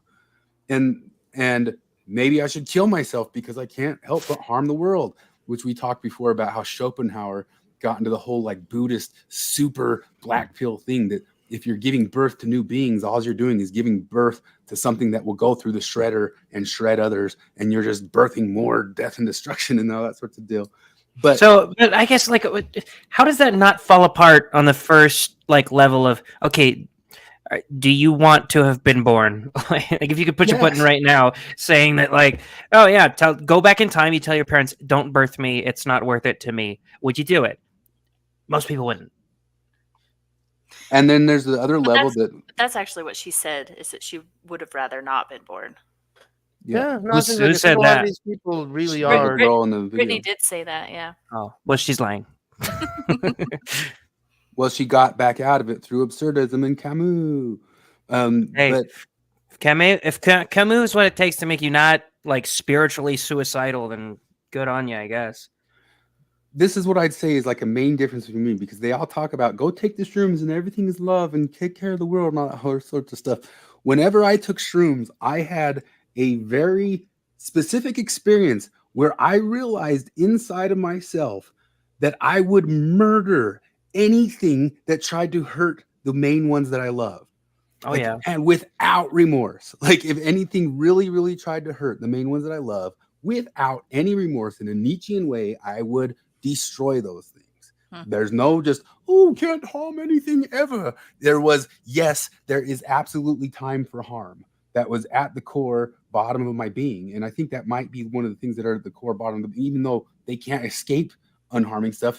Not only do I can't escape harming stuff, I embrace that at times harm has to happen. Well, this to all looks protect the world. spiritual. This all looks religious anyway, because in order to have this, you have to pedestalize humans as it is. Like, you have to say that humans, for whatever reason, are beholden to this higher sense of morality, which higher sense of morality, it's a weird thing to think of if you're nihilistic. But none of these people, like, if you ask them, are they going to say that a lion eating an antelope is bad? Like, is he immoral for doing that, causing suffering or whatever? That's how I wasn't super nihilistic, but I definitely kind of, I remember talking to my brother once and I was like, I don't understand nihilism. There's always like tomorrow, you can live for like your future generations and stuff. And he was trying to explain it to me and it didn't really click. And there was a moment where it clicked and I understood it. But I remember the thing that kind of like shocked me out of it is like just how dumb I am and how dumb humans are. Like we're just part of the thing that's happening. Like I don't really feel like we're that much better than other animals, and those animals are just fine doing what they're doing, you know. Like I don't know, that's kind of what, but maybe it was a shortcut and maybe I have a bad pit ahead of me. I mean, show them the Mufasa circle of life thing, and they'll be like, "Yes, this is the way." But humans aren't in that circle. Humans, for whatever reason, transcend the circle of life. This whole And we'll spiritual beat it thing. all through technology. Yeah. Risto, I don't know if you're talking to me, Christopher, but you have adaptive set of presuppositions, but don't allow others to have presuppositions. No, I'm fine with others having presuppositions if that's directed at me. What drives me nuts about the whole neoliberal whatever project thing that we're talking about, cathedral people, is 9 times out of 10, they're the ones walking around announcing that they're just neutrality and that they're just landing on, oh, not me. But that's a, but I'm agreeing with what you're saying, is that like I have my presuppositions, they have their presuppositions, but don't believe that they have presuppositions, and they believe they've deconstructed everything to some neutrality or some. And no, you did not get to any neutrality. You just got to another worldview, and you're starting from a worldview, and you didn't really deconstruct that. You didn't really go there, and maybe you don't need to or something like that. But I just don't think that they ever really go that hard in what they say they went that hard at. And I think Jacob Hansen is right that sometimes the way that he can really trip them up is push them farther down the road to the things that they're talking about. Because like one of those things that you can really break their brains about nowadays, everybody knows Elon Musk is in the news right now. And part of the whole thing that Elon Musk is breaking their brains about is Israel, and that Israel's allowed to have a set of presuppositions about what's good for their country that other Western countries aren't allowed to have, in the sense of immigration or changing of demographics could be detrimental to that country. And Israel's allowed to say it, and the United States isn't. And all Elon did is say it, and it blew those people up. Now, if one thing's true or another, all it does is like point out a contradiction. But what I'm talking about is, does Bill Real ever go down that deconstruction road of like what's allowed and not allowed and like nation building? Do they ever go, or do they just land on the basic presuppositions? Well, he's pretty hung up on monogamy right now, so that's what I would say. Like he's got to get past deconstructing monogamy, then maybe he'll deconstruct nation building. Yeah. And that's the other thing. All the racism, all the whatever, they'll just land on something that isn't already pre-prescribed. Flip always used to call them received. I only deconstruct the things that allow me to put my dick in more people. Yeah. And they got into it again on Zelf on the Shelf. I mean, they were talking about like, oh, all these other people don't realize that like you don't realize that even in the religion you're in, you can't express yourself, and you don't dare to say your true thoughts or feelings on anything, or you'll get rejected by the group. And then I just sit there and look at them like, say, if your friend was Elon Musk and was sitting in your group and said the thing that got him in hot water right now, which was just that, the reason that all the advertisers are leaving, they never put the tweet in the ads, but the tweet just basically said, it said the Jewish nation has a set of rules for their nation that they push on other nations to not have that set of rules, which is we care about the demographics of our immigrants. And sure, it all kind of comes down to special pleading, doesn't it? Because it's principles for thee, not for me, and it's just that my principles happen to be right. And Elon never said one way or the other of that. Like, should the answer be that Israel should loosen up and, like any other nation, open their borders? Or should the United States be able to have Israel's same claim to we need to worry about our demographics? Like, which is it? He never said which one. He just said, yes, there's a contradiction there. And he lost $75 million in ads because of that little contradiction. But what I'm saying is, Zelf on the Shelf and all those guys say, like, you're free to have ideas now because you've like, I bet you if Elon was your little buddy and he asked that little question sitting right there, you guys would suddenly, like, the screen would go blank. And then 20 minutes later, it'd come back on, and there'd be no Elon Musk right there, And but that's just I think that's kind of what the ultimate deal of like our pushing on to Lynn and all that stuff all this time is like, you guys don't like look at all the different ideas like you announce and claim that you do. And yes, you do have a new worldview, and it's something like universal Unitarianism, and it's basically religious church again, like Flip calls it all the time. Here's Jacob again saying guilt is an inevitable consequence of having ideals. You can only eliminate, I think you spelled that wrong, eliminate guilt by eliminating ideals. The more and higher your ideal, well, you can eliminate it by eliminating the shadow. Wait, is that round backwards? The shadow? Or, I'm jumping ahead to something that's inside joke. If you didn't watch the Zelf thing, explain that one, Jared, because I got to run. Oh, so the Zelf thing was fantastic. So that's the girl the woman, sorry, that left her husband for shrooms, right? She's like the stereotypical horror story that rigid Mormons will tell you, like, if you do drugs, you're gonna divorce your husband, split up your family, and leave God. And she did, and that's what happened. So anyway, she has, and I haven't read a lot of Jung, but I'm actually very confident in this.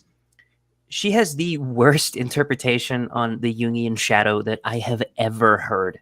It's like if you took the archetype of the devouring mother and told her, hey, can you bastardize the Jungian shadow to fit your needs?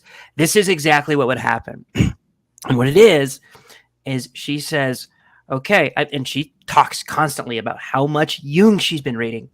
And so she says, Well, what I've learned is the Jungian idea of the shadow. If there is no shame, there is no shadow. And so I try to not shame my kids for anything that they do, so that they don't have a shadow. And I'm like, oh my God, look, I haven't read Jung, but I at least have a moderate grasp on the idea of the shadow. And I'm very confident in stating that Jung never said you could just not have a shadow. Some people just don't have one. Some people just never want to do bad things. If you just say none of the things that you do are bad, then you don't have a shadow, because your shadow does bad things. It's like ignore your shadow and it doesn't exist. That's what we were kind of talking about with the dragon thing. That's funny. It was depressing. I was like, you're just going to tell your kids everything you do is actually the exact thing you should have done. Well, that's like the thing about you're enough, you're perfect the way you are. Oh, yeah, Christ. that whole stuff, right? Yeah. Daily affirmations. I used to do that to me. That's true, though. It's weird because if you, I have that's a contradiction for sure. I don't think that thinking you're enough right now is the same thing as affirmations, though. It's not the same thing. One is I can do this, and then you actually go do it, and the other one is I don't need to do that because I'm fine the way I am. So those are two. Yeah. So the thing that convinced me of this, and I think I've told this story before, is I used to watch My 600-Pound Life quite a bit, and they make the dumbest excuses to not lose weight. And Like they're fine the way they are. What? Like they're fine the way they are. Well, they'll say like, oh, well, I swear I've been doing my diet. It must be like water weight, or well, I'm too poor to afford a calorie deficit, I Healthy guess. food. Like I'm too poor to eat less food, to use less resources. If only I were richer and could use less resources. But anyway, I would laugh at that all the time. And I'm sitting there like eating Taco Bell, fattest I've ever been. And Morgan's in the room like, can you believe these people's stupid excuses? And she's like, well, you're fat. And I was like, yeah, but like, I know I'm fat, and I know I don't have these excuses. I know it's all my fault, and I'm just lazy. And she's like, does that make you any better? And I was like, oh God, no, it probably actually makes me worse. Anyway, what really did me in was there's this guy who was like, he kept failing and failing and failing, and like the doctor told him like, this is your last chance, and he just said, I'm gonna get this done because I'm not a quitter. And when he said that, I belly laughed at the screen. I was like, what are you talking about? Your house is full of cheeseburger wrappers. You are the biggest quitter in the world. That your entire life has led to this point from quitting. And then he did it. Like, he got the surgery. And then I looked at the later pictures. He was smaller than I was. He had lost like 500 pounds or something insane like that. And I was like, oh, okay. So he wasn't a quitter. He actually, it turns out he wasn't a quitter. He was right about that. It was a weird, stupid affirmation that I hate, but it worked. Yeah. So the rest of that, you see that Jacob says Christ solves the idea of guilt, and maybe there's some truth to that. Like, what else like beats like guilt and shame and that sort of stuff? I saw Tim Pool and those guys talking about last night that the right in their cancel campaigns, their boycotts that they go on, like they boycotted Bud Light. But they made like an announcement like, let's go back to Bud Light because they started sponsoring the UFC, and we should go back to them and approve of them for improving on their behavior. And I thought, is that a general difference between right and left? Is that they find if people repent that they'll let them back in, maybe, or maybe. Yeah, that just reminds me of years ago. I caught a huge amount of shit in the Real Salt Lake Facebook group because they were talking about the old owner and all of the accusations against him. And I simply asked, it's one of those many cases where like I just ask a plain question and start a gigantic war. But I just asked, is there any path to redemption for this guy?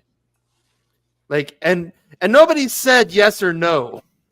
They all just said, you are a racist. Is all. There's no path for redemption for you now. Yeah, exactly. But I'm just like, because that's all I asked. It's like, is there You any asked way that back question, to this guy? you're going to hell with them. Yeah, exactly. Does the left ever forgive? Did anybody ever get? I mean, Al Franken's not back. We talked about. Is there anybody who's? Well, I guess.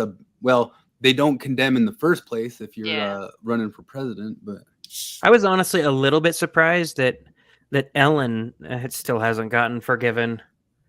Like, I thought if anybody, it'd be so her. Weird the people they choose, like to give redemption to, absolution. But it's like, like Ellen was only ever accused of being hard to work for. Yeah, she was a dick. Like, But, she's an she wasn't accused of dick. She wasn't accused of anything criminal, right? Do you think she was? Them. So I remember when that blew up, and I'm not sure. I didn't follow all the details, so maybe she really was canceled. I get a sense that she didn't love what she was doing. Like when she would do her, like I watched this one thing where she went through the mall, and she asked for like yogurt, but she's vegan, so she couldn't have any yogurt, so she just wanted toppings, and she had the girl. Anyway, she just really embarrassed the worker, and I was like, that's kind of a dick move. Like, what are you doing? I think that was kind of her shtick, though, wasn't it? Yes, it was, but I don't know that. I don't know. I don't know. It didn't. It seemed like it wasn't to be funny. It seemed like she was just genuinely like that. I don't know. I've never been a fan of her, so like for me, it's always just been from the outside. Like I never thought she was all that funny. She had. I think she has pretty brilliant comedic timing and stuff like that. Yeah, but I went and watched her special when it came out because like, oh, I guess all these comedians were coming back and doing specials like Jerry Seinfeld. I didn't really care for his, but it was mostly New York shit. And I watched hers, and it was really funny for like the first half, and then the entire back half of it was just her talking about how hard it was to be a lesbian in Hollywood. It's like I don't believe you. Yeah, and make me laugh, asshole. Stop crying up there. I've said it before, and I'm going to say it again. That if I believe that Scott Thompson's heaven is Ellen DeGeneres' hell, because in Scott Thompson's heaven, he gets to kick Ellen DeGeneres square in the nuts for every time anyone ever called her the first gay person on television. Yeah. Oh, dang it. Ellen has left us speechless. I was trying to still think of who they ever forgave. Like, has anybody ever really come back from a leftist cancel mob? Bill Clinton. Yeah, but no, he did didn't. ever get canceled? No, not from the left. Yeah, so it seems like sometimes they'll get somebody that it's like on the verge of cancellation, and then they'll realize that person's about to be important, and so they're like, "Never mind, we're not going to talk about this." I can't think of who it is though. There's a couple people I swear who I'm like, "How have you not been canceled?" It's kind of like with like Sam not canceling Taylor Swift for she shits on all capitalists and billionaire except Taylor Swift. It's just like how everybody disproportionately shits on Elon Musk, and they're totally fine with Bill Gates and Jeff Bezos. Yeah, I don't think there's been much forgiveness ever, unless the thing that they were canceled for is like they'll forgive Kathy Griffin. You know, she got canceled, but it wasn't. I mean, I guess that wasn't a leftist mob that canceled her, but yeah, I don't know. I don't think there's a comeback for them. I also wish that I wish the redemption for Bud Light. I wish what caused their redemption wasn't like, yeah, we support the UFC. I wish it was, okay, we're gonna like stop talking about social shit, because that's what I want. Because like every time somebody on like the Daily Wire is like, "Don't you want a wireless provider that hates abortion?" Like, no, I want a wireless provider that works.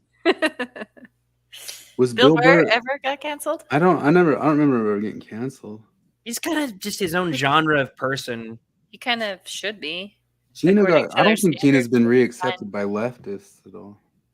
She's been He's never been reaccepted super by. accepted by leftists. She was repurposed by the right and put in Daily Wire movies. Did Will and- Smith get canceled? Oh Oh, yeah, well- that might be one. Well, he hasn't. He's not back yet, but he could come back. I mean, yeah, he hasn't pulled up. announced his new project, but he'll work again. Well, I thought Yeah. he died. I'm just referring to listen to Kyle Dunnigan. He Kyle Dunnigan had his friend say that I'm sorry that Will Smith died. Here's his friend talking about walking in on him getting stabbed.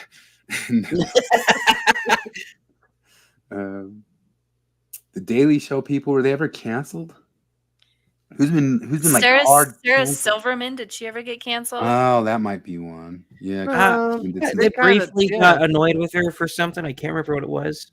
I He cheated. did at an extremely funny, totally Oh, valid blackface, blackface gag. And the whole joke is that it's not Jimmy okay to Kimmel. do blackface. Yeah, so I get Jimmy Jimmy Kimmel- Kimmel hasn't really been canceled for that though.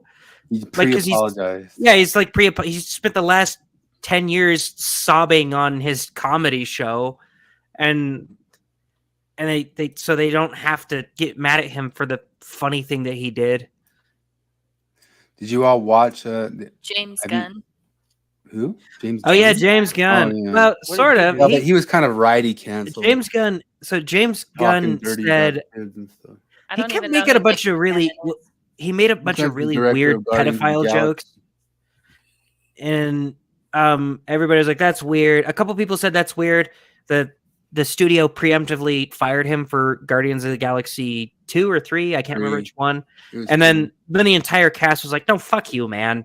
We're working with this guy." So, I don't But know. one of the reasons Well- they came out and canceled him is because he was trying to cancel somebody else. Was he? Yeah, he was Yeah. putting out some Twitter stuff where he was ratting out some other people, and then somebody said, "Hey, look at your jokes back here." That seems to have gone away a little bit, and maybe it's just because people cleaned up their Twitter. But I don't see people getting canceled for things they did a long time ago anymore. Well, There was Oh, a have you trend. watched the Quaku drama? Oh, what's going on with that? Oh boy! But real I- quick, He's you fighting remember with Desmat again? they canceled Garrison Keeler. Oh yeah. Remember that? Do you remember Garrison why? fucking Keeler. His was- was it the was a same hug. thing as John It was a work Lasseter. hug. Hugs. Yep. Huggy hugs. Liam Neeson got canceled and then not. Kind of. So Liam Neeson, he Yeah. wasn't super canceled. So what he did, and it was actually kind of a cool story. He's talking about they accused him of being racist because he had a friend, a woman friend who was raped, and the guy that raped her was black, and he was so caught up in emotion that he said he went out. And I don't know why he said this in an interview, but he said he went out and with like a baseball bat, and I just wanted to kill any black son of a bitch that came across my path, or something like that. that was- Prediction. That could bite him right now. it could, yeah, it could come back to Because that. And there was a of bunch all of the people, riots going on over there. yeah, well, and there's a bunch of people that wanted to kind of cancel it because he said he wanted to do that, and then he said, I realized how insane that was to punish somebody for a sin committed by somebody just because they share the same color of skin. Very liberal, colorblind sense of morality there. And people kept getting mad, and I'm like, what are you talking about, guys? Like he's talking about how he fought the shadow instead of not shaming the shadow. He shamed the shadow and said, no, this is an evil thing you just did. Instead of just ignoring it and saying, shamer. actually, me wanting to go on a racist genocide isn't a bad thing. I'm not going to shame myself for that desire, so it's no longer a shadow. Mm-hmm. Yeah. Did you guys watch? You actually seen the clip of Elon? Yeah, Bill Gibson. Yes. that was You've great. all watched it? No. Apology tour, if you will. That this had been said online. There was all of the I think it's funny criticism. is that here's Jacob Hansen praising it. There was advertisers leaving. We talked to Bob Iger I hope today. they stop. You hope Don't advertise. you don't want them to advertise? No. What do you mean? If somebody's going to try to blackmail me with advertising, blackmail me with money, go fuck yourself. But Go fuck yourself. Is that clear? I hope it is. Hey, Bob, if you're in the audience. well, let me Bob ask you then. Iger, That's how I feel. Don't advertise. He's dumbfounded. How He do you doesn't know think what to say. Yeah. No, that's Elon Musk has his ups and downs, but that's the best thing he's ever done, I think. I love I that. Yeah. still like the BBC interview. The BBC interview is Oh, so that was perfectly great. golden. I like how Jacob Hansen gave a language warning for all of his Mormon fans. That's always the funniest stuff. Uh, Did, I like was, what he when said I- a little bit later about the people faking being good and not really being good.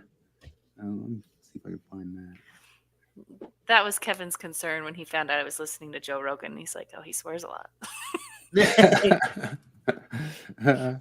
Yeah. See, Morgan is so terrible with her filter. Like, she has a hard time not saying fuck in front of like 4-year-olds. And they have to like remind her. But it's the weirdest because she never had to have a filter before growing up because she never ever swore. I swore like a sailor when I was Mormon, you know? Oh, I thought maybe Like, she came from several. because like I there's like didn't the weird Mormon families that are just kind of swear a lot. Like Oh no, she did not. She's just now very crude, and her siblings all have to remind her like, "Hey, my 3-year-old is in the room. Can you stop saying fucking motherfuckers?" Yeah. It's really bad when your 4-year-old or 4-year-old's like calling their sibling shithead in front of the nanny. And then the nanny says, where did you learn that? And then he says, Mom. No, we had this great moment where like I'm playing a game with all of Morgan's siblings, and there's a countdown in the game, and Lucas loves numbers, so he's getting excited.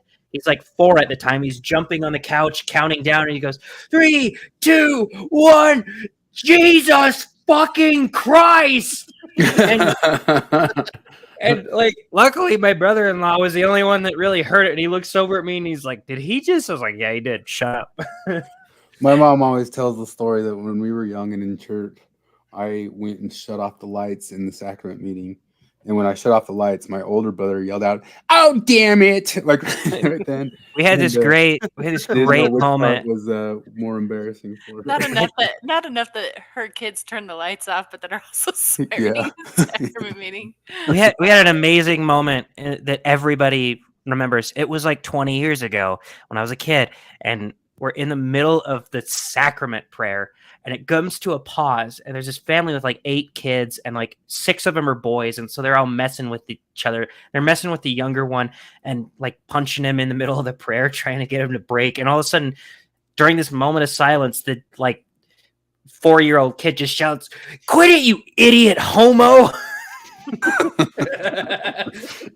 Oh gosh. This is my favorite part here. Power and influence and I'm saying what I care about is the reality of goodness, not the perception of it. And what I see all over the place is people who care about looking good while doing evil. Them. Okay?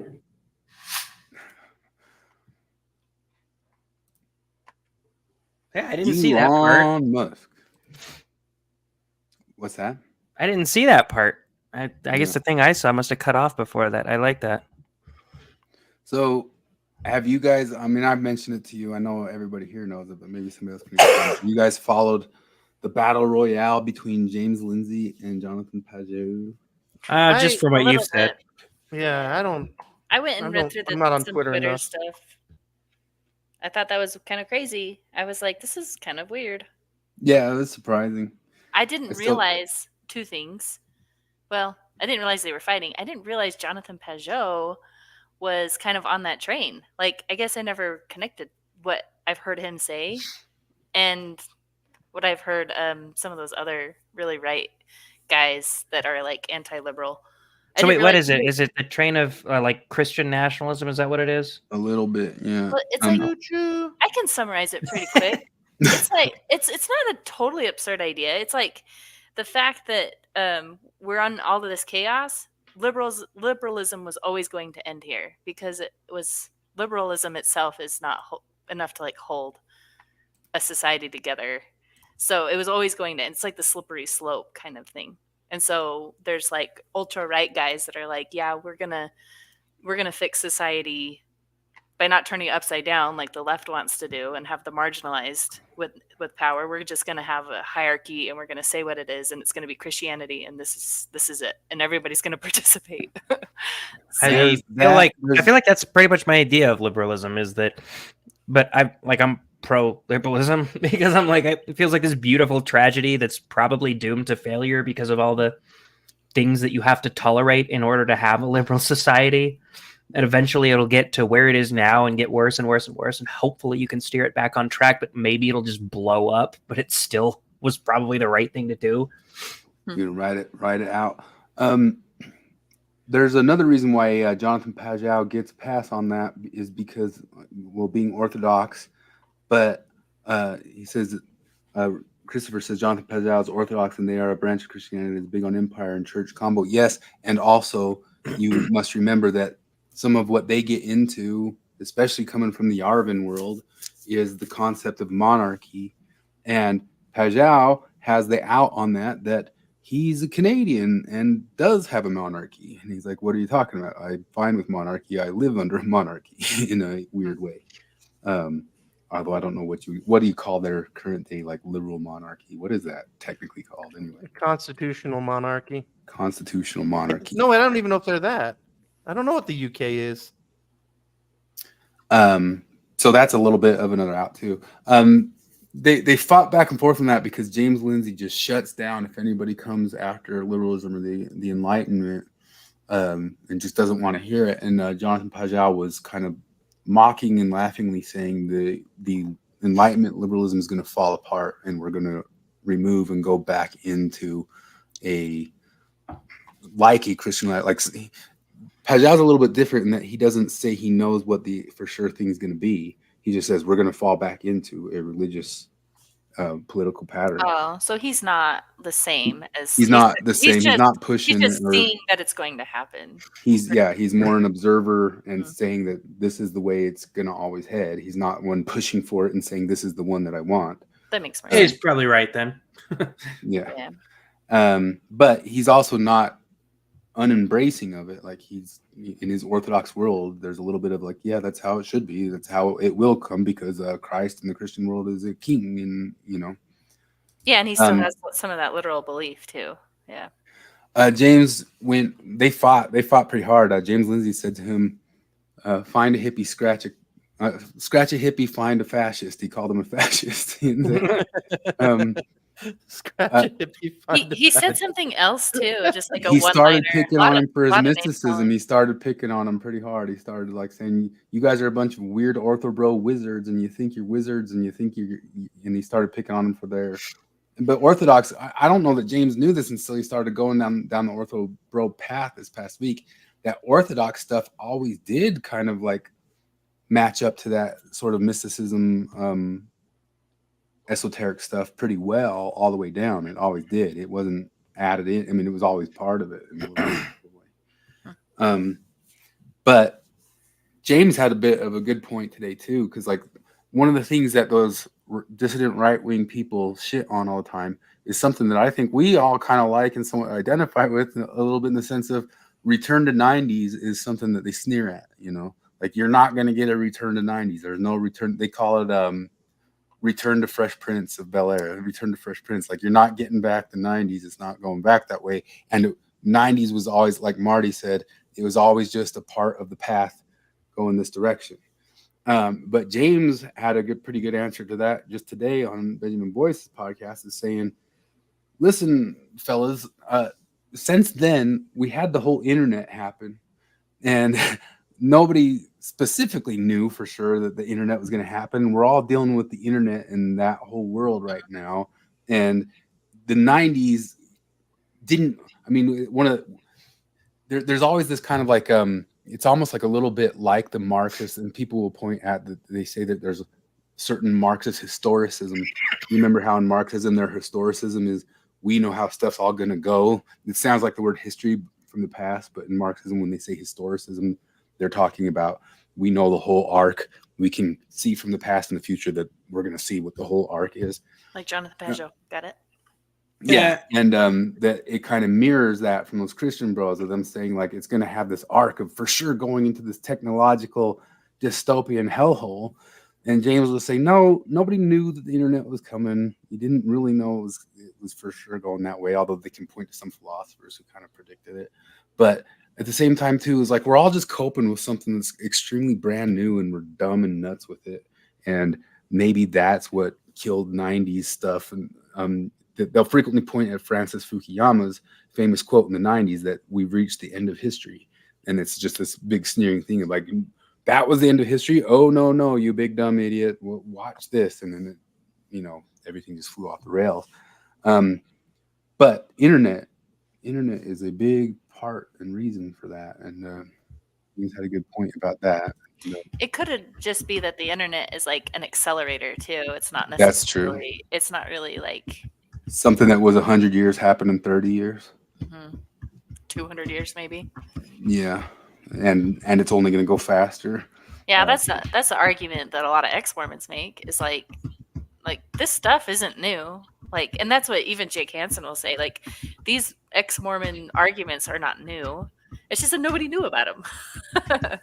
And well, internet they'll try to say that everybody knew about them. Right. You're right. Yeah, that's true. Which is not true. There's true. always kind of an announcement that that we always knew this was going this way for sure. And that's a Kwaku thing. Kwaku always says that. Like, what are you talking about? We always knew that Joseph Smith was a polygamist, that he married a 14-year-old. We always knew all of these things. Like, no, okay, no. Yeah, that's the thing that drove me nuts about the tits show. They're like, I'm going to show this to all of my member family, and apparently they're not going to be bothered because they already know all this stuff, right? Yeah, well, one of the only places I can find that now, because they got rid of it, is that me and Morgan and her brother did like some reactions to a couple of them, and she took them off her channel. Like, they're hidden so you can't see them because she thought they were too mean, but I had a fun time. They were terrible. Yeah, they were terrible. I remember the tits show right in the middle of that. Yeah, I didn't ever watch you. So I just happened to be on a Fair Mormon kick when those were published. And so I'm watching their really boring stuff. And then I see these things pop up and I'm like, this is interesting. And they just totally blew up on Reddit. And I was leaving comments and getting shadow banned. That's when I learned what shadow banning was. And I was being this my same self. Like, I wasn't being crazy. I was just, I don't know. It was super crazy. That was fun to be a part of. So yeah, they're gone now. No, whoever spent money on producing that made a mistake. Yeah. Is there more to say on the nihilism one? Do we need to review any other part of that? I didn't watch hardly any of it. Marty and I got through both of it, but to me, the part I wanted to focus on is her original. Well, okay, the second part was coming out of it. So we focused on how she went into it, which kind of mirrors that thing that Jacob described. So you made Jacob Hansen, right? But I think some of us here, I know Troy definitely pushed back on what the perception of like falling into it was. But then her answer coming out of it was first, like you hear so much, well, I had a kid and oh boy, I love my kid. But that right there isn't really a philosophical answer to stuff. I mean, it can kind of be, you can get into it, but it's really just an emotional answer to it. Like, you didn't solve your rational destruction of the universe from the other stuff.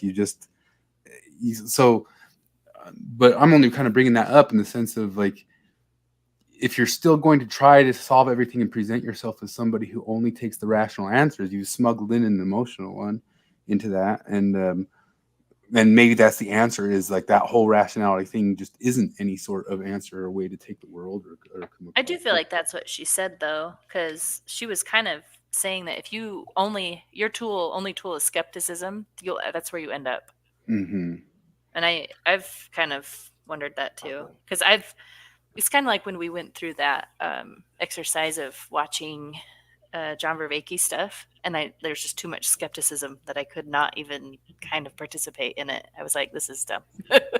Well, I got through maybe an hour of it, and I just felt like I'd been in church, and I watched so many of those. I watched like 4 or 5 of them, and then after he suggested to watch, like, I listened to The Republic, and I listened to a guy do lectures on The Republic. I really tried, and I just felt like what's the term you used? Stem brain. I feel like my brain just doesn't work in a way that makes sense of any of this.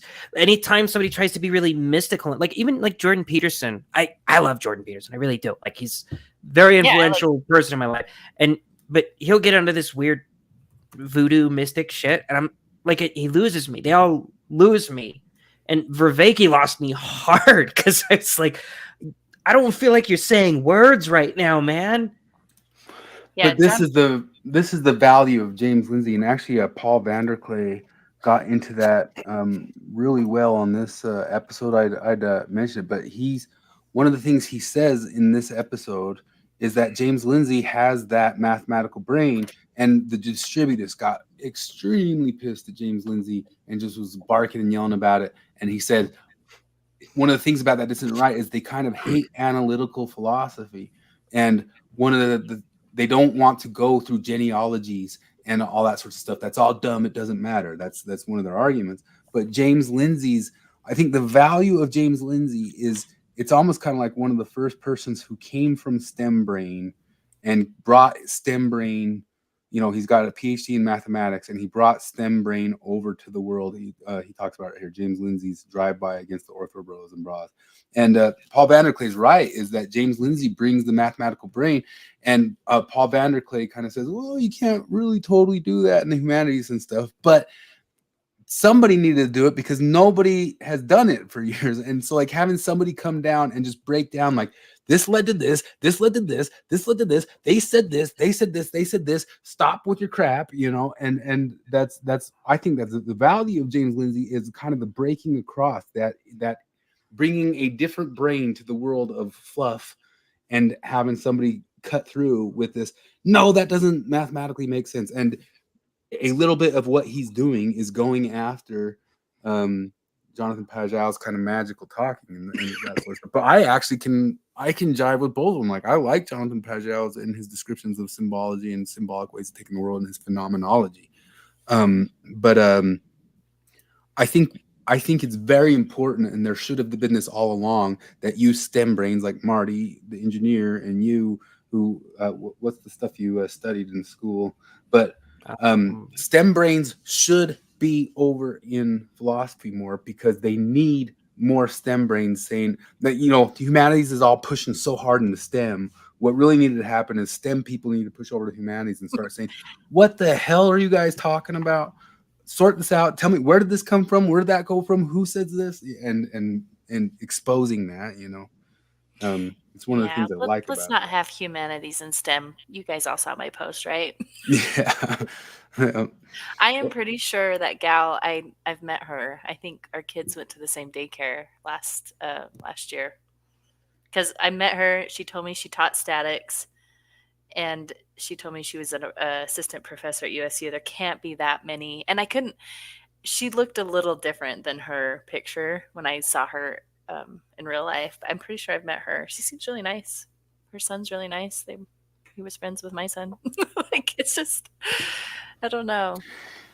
Yeah, they march into the world of. It feels like a church. It's like, that's cute that you have that church. I just wish it wasn't in my university. It's like I would feel the same way if Mormonism was in the university. You know what I mean? Like, it feels like a religion to me, and I want to have it totally not. Is. But they are the ones trying to push into everywhere. Yeah. And what they need is people who have those STEM brains pushing back and marching and saying, what are you talking about? What is this? I feel like philosophy is one of the biggest letdowns of my life, because I was like, yeah, I'm going to get real smart and learn philosophy. And then the more I learn about it, I'm like, this is stupid. I have someone I want to bring up. I don't know that guy because we've talked about it before, but like, because I'm disillusioned like you are with the humanities. Because when I was a kid, especially, like when I learned about how all of the Pythons, you know, the Monty Python's guys and Douglas Adams and, you know, Hitchens, all these guys got humanities degrees from Oxford, but they got them in the 60s before everything went to shit, you know? And so, like, it took me forever to realize that the humanities are dead. Like up until 10 years ago, I still believe that, like, oh no, you can, like, an English degree, like, yeah, maybe there's some dumb feminism stuff in there, but no, it's about reading the classics and understanding literature. And then, like, no, it's none of that. None of that's left. I went to there's different clubs within engineering, and so then we'll go to some of the local things every once in a while. They'll have like a lunch and learn thing. And there was a lunch and learn one with women in engineering, and I was so fired up. I was like, this is the stupidest thing ever. I hated it so much. I hated it so much. And then as I was leaving, I saw some classmates as I was walking out, and when I said bye, I was like, bye guys. And we learned in the thing that you're not supposed to use the term guys. I was gonna say. and so that I like covered my mouth like, oops, sorry, because it was so stupid. Like I wanted to make fun of it. That shit's gotta be. I always felt like that shit would have to be patronizing. I've never been on the receiving end of the whole patronizing. Do you know it was hard? Corporate enforced bullshit. But I feel like it feels similar to me. Like if somebody thought that, like, well, in the 60s women weren't allowed to walk upstairs or whatever, so now we put like handicap ramps on the stairs for all women so they can walk up the ramps. What's it like being a woman walking upstairs? Well, it's kind of like being a man walking upstairs. Shut the fuck up and treat me like a person. This was a good episode with Benjamin Boyce. He had on. This is a young girl. That's an avatar for her, but she's a young girl in engineering, and she started just fighting at her college because they started pushing all this crap into her engineering world degree, and she was like, "What?" And she just started to mess with them back. It's a pretty good story if you listen to her. I need to make friends with her. I feel like really lonely. I make friends with people like you guys, but you're guys. There's something different. She's all alone. Friends with girls. She said she's all alone in her school too. Although I think she graduated from that one, but yeah, she went into some sort of an engineering. And some people believe that it's impossible to actually be friends with girls. Well, this is. I'll show you guys. And the thing is, and it's women who have told me that. There's different types of women. There's other types of women like me out there, and I do like making friends with them. We hang out with Morgan. She's got a math degree. I like Morgan. You guys need to move closer so we can be friends.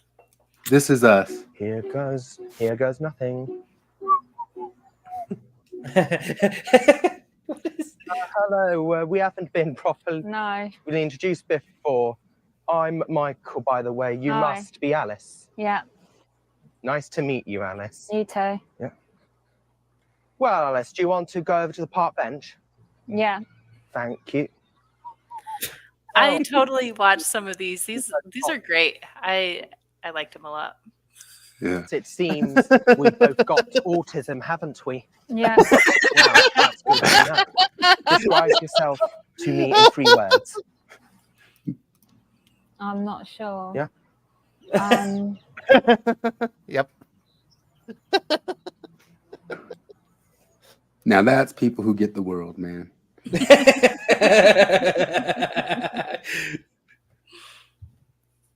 Oh, there we go. If we ever sell our own T-shirts, one of my T-shirts should be one of my favorite of my own sayings is that autism causes vaccines.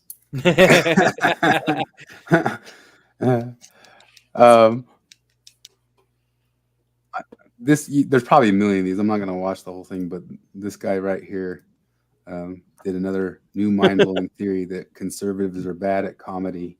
Oh wow, what a novel thing to say. He said it's not because they punch down. I think it's because they're dumb. That for some reason, maybe it's because we talked about it, but that made my feed normally. I didn't. Little Joel. Yeah. Is it here's a different channel of his or something? I don't know.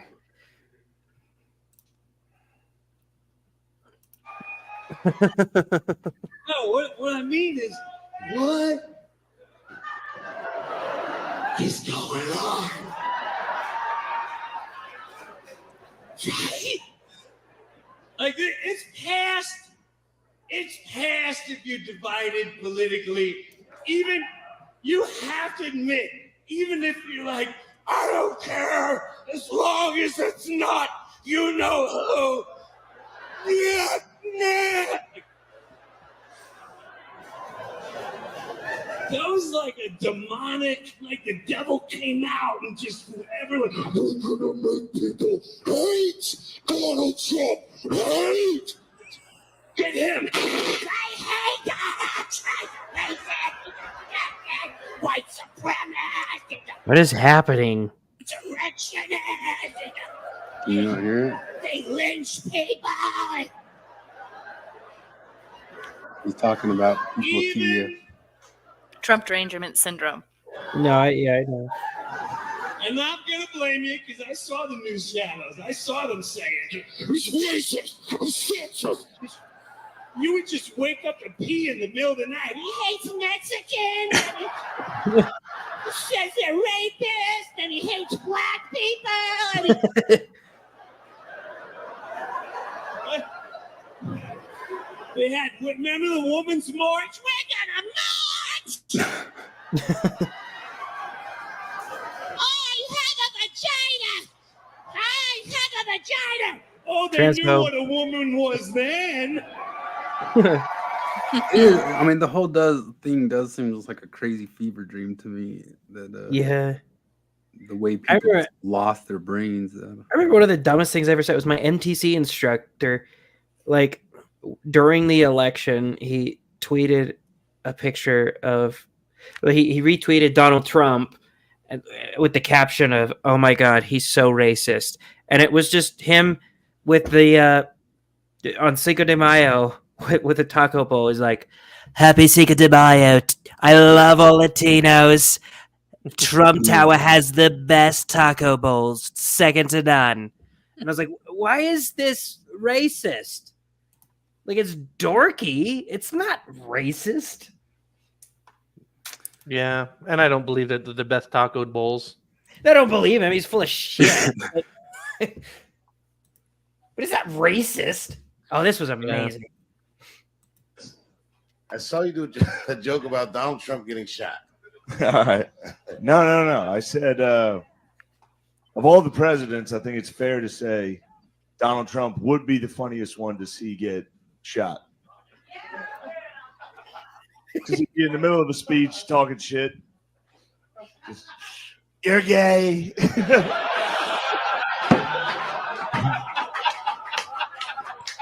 The shooter would be coming at him and be like, sit down, get down. What a loser, get down, sit down. But just the noise he would make when he got hit. Even if you love Donald Trump, it would be funny. As soon as he got hit, he'd be like, ah.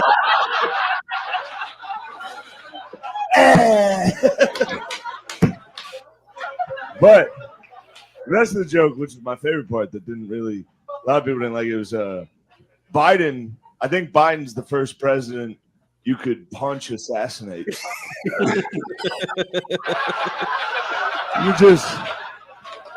You just walk right up to him and be like, Mr. President, how the fuck are you doing? You should watch his special Shane, on he wants Netflix. It's great. Yeah. So somebody from BLM endorsed Trump, and Trump accepted the endorsement. The Like, Bureau of that's how Land Trump Management. is. Yeah. The other one, the one Bureau of Mansion Management. lost their minds about him for several years, and I don't know. Hey, look at this. They retested the ash conformity experiments, and it held up. Didn't regress What? the mean. Again? Yeah. Those have been solid since the 1950s, I thought. Yeah.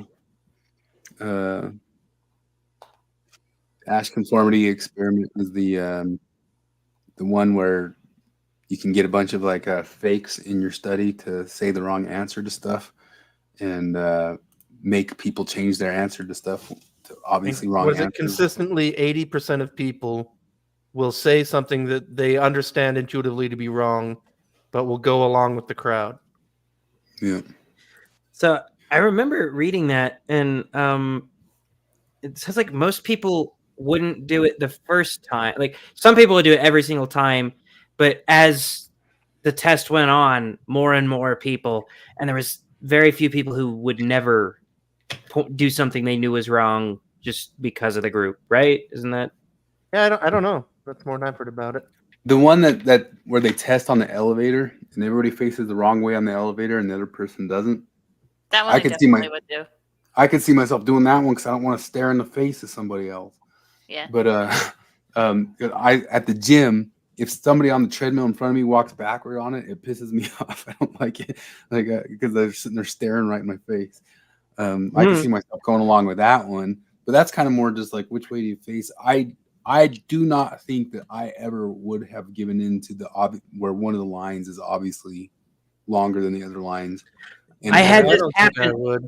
No, I had this happen to me. This is how I found out about the Ash conformity test because I told this story and you guys told me about the Ash conformity test. Is in DARE class in 6th grade, the DARE officer passed around this green liquid in a mason jar, and he said, "If you guys smell it, guess what it smells like, and you'll get the prize." And they passed it around, and everybody's throwing out their guesses, and I smelled it, and I was like, "It doesn't smell like anything." He's like, "What's your guess?" It's like, "Well, I don't have a guess because it doesn't smell like anything. I don't know." Okay, and then he's like, "Okay, here's what happened. Enough of you got it right to where the prize is a soccer ball, but enough of you got it right to where I won't have enough soccer balls for the next class. So, I'm going to tell you what it is, and I'll pass it around again. And if you all say that that's the smell, then I'll give you all the soccer ball, and then I'll just do a different prize for the next class. It's apple." He passes it around again, and everyone's like, "Oh yeah, it's apple, it's apple." And he gets to me, and I was like, "It doesn't smell like anything. What are you talking about?" And he was like, "Come on, I'm telling you it's apple, man. Don't you want a soccer ball?" I was like, "I don't care. I have a soccer ball at home. It doesn't smell like apple." And so turns out it smelled like nothing. It was just green food dye. And as the only winner, I got the prize of a sticker. You didn't even have one fucking soccer ball, you jackass. Like, hey, you already had one at home. You didn't need it. It was all lies. Everything It was all bullshit. If you wanted it to be real, your actual prize should have been like, "And you're still canceled from the class. Get out of here. You're ostracized. You're out." I'm going to tell this story later, and it's going to get you canceled. Back to the Marty, you weren't here yet, but we talked about a story. I don't get this. Yeah, what is this? There was on Ex-Mormon, there's a bunch of ladies who are taking pictures for a calendar topless in front of temples. Broad daylight. To give the money to the Trevor Project to help trans kids. But the top one doesn't make sense because ex-Mormons are for that too.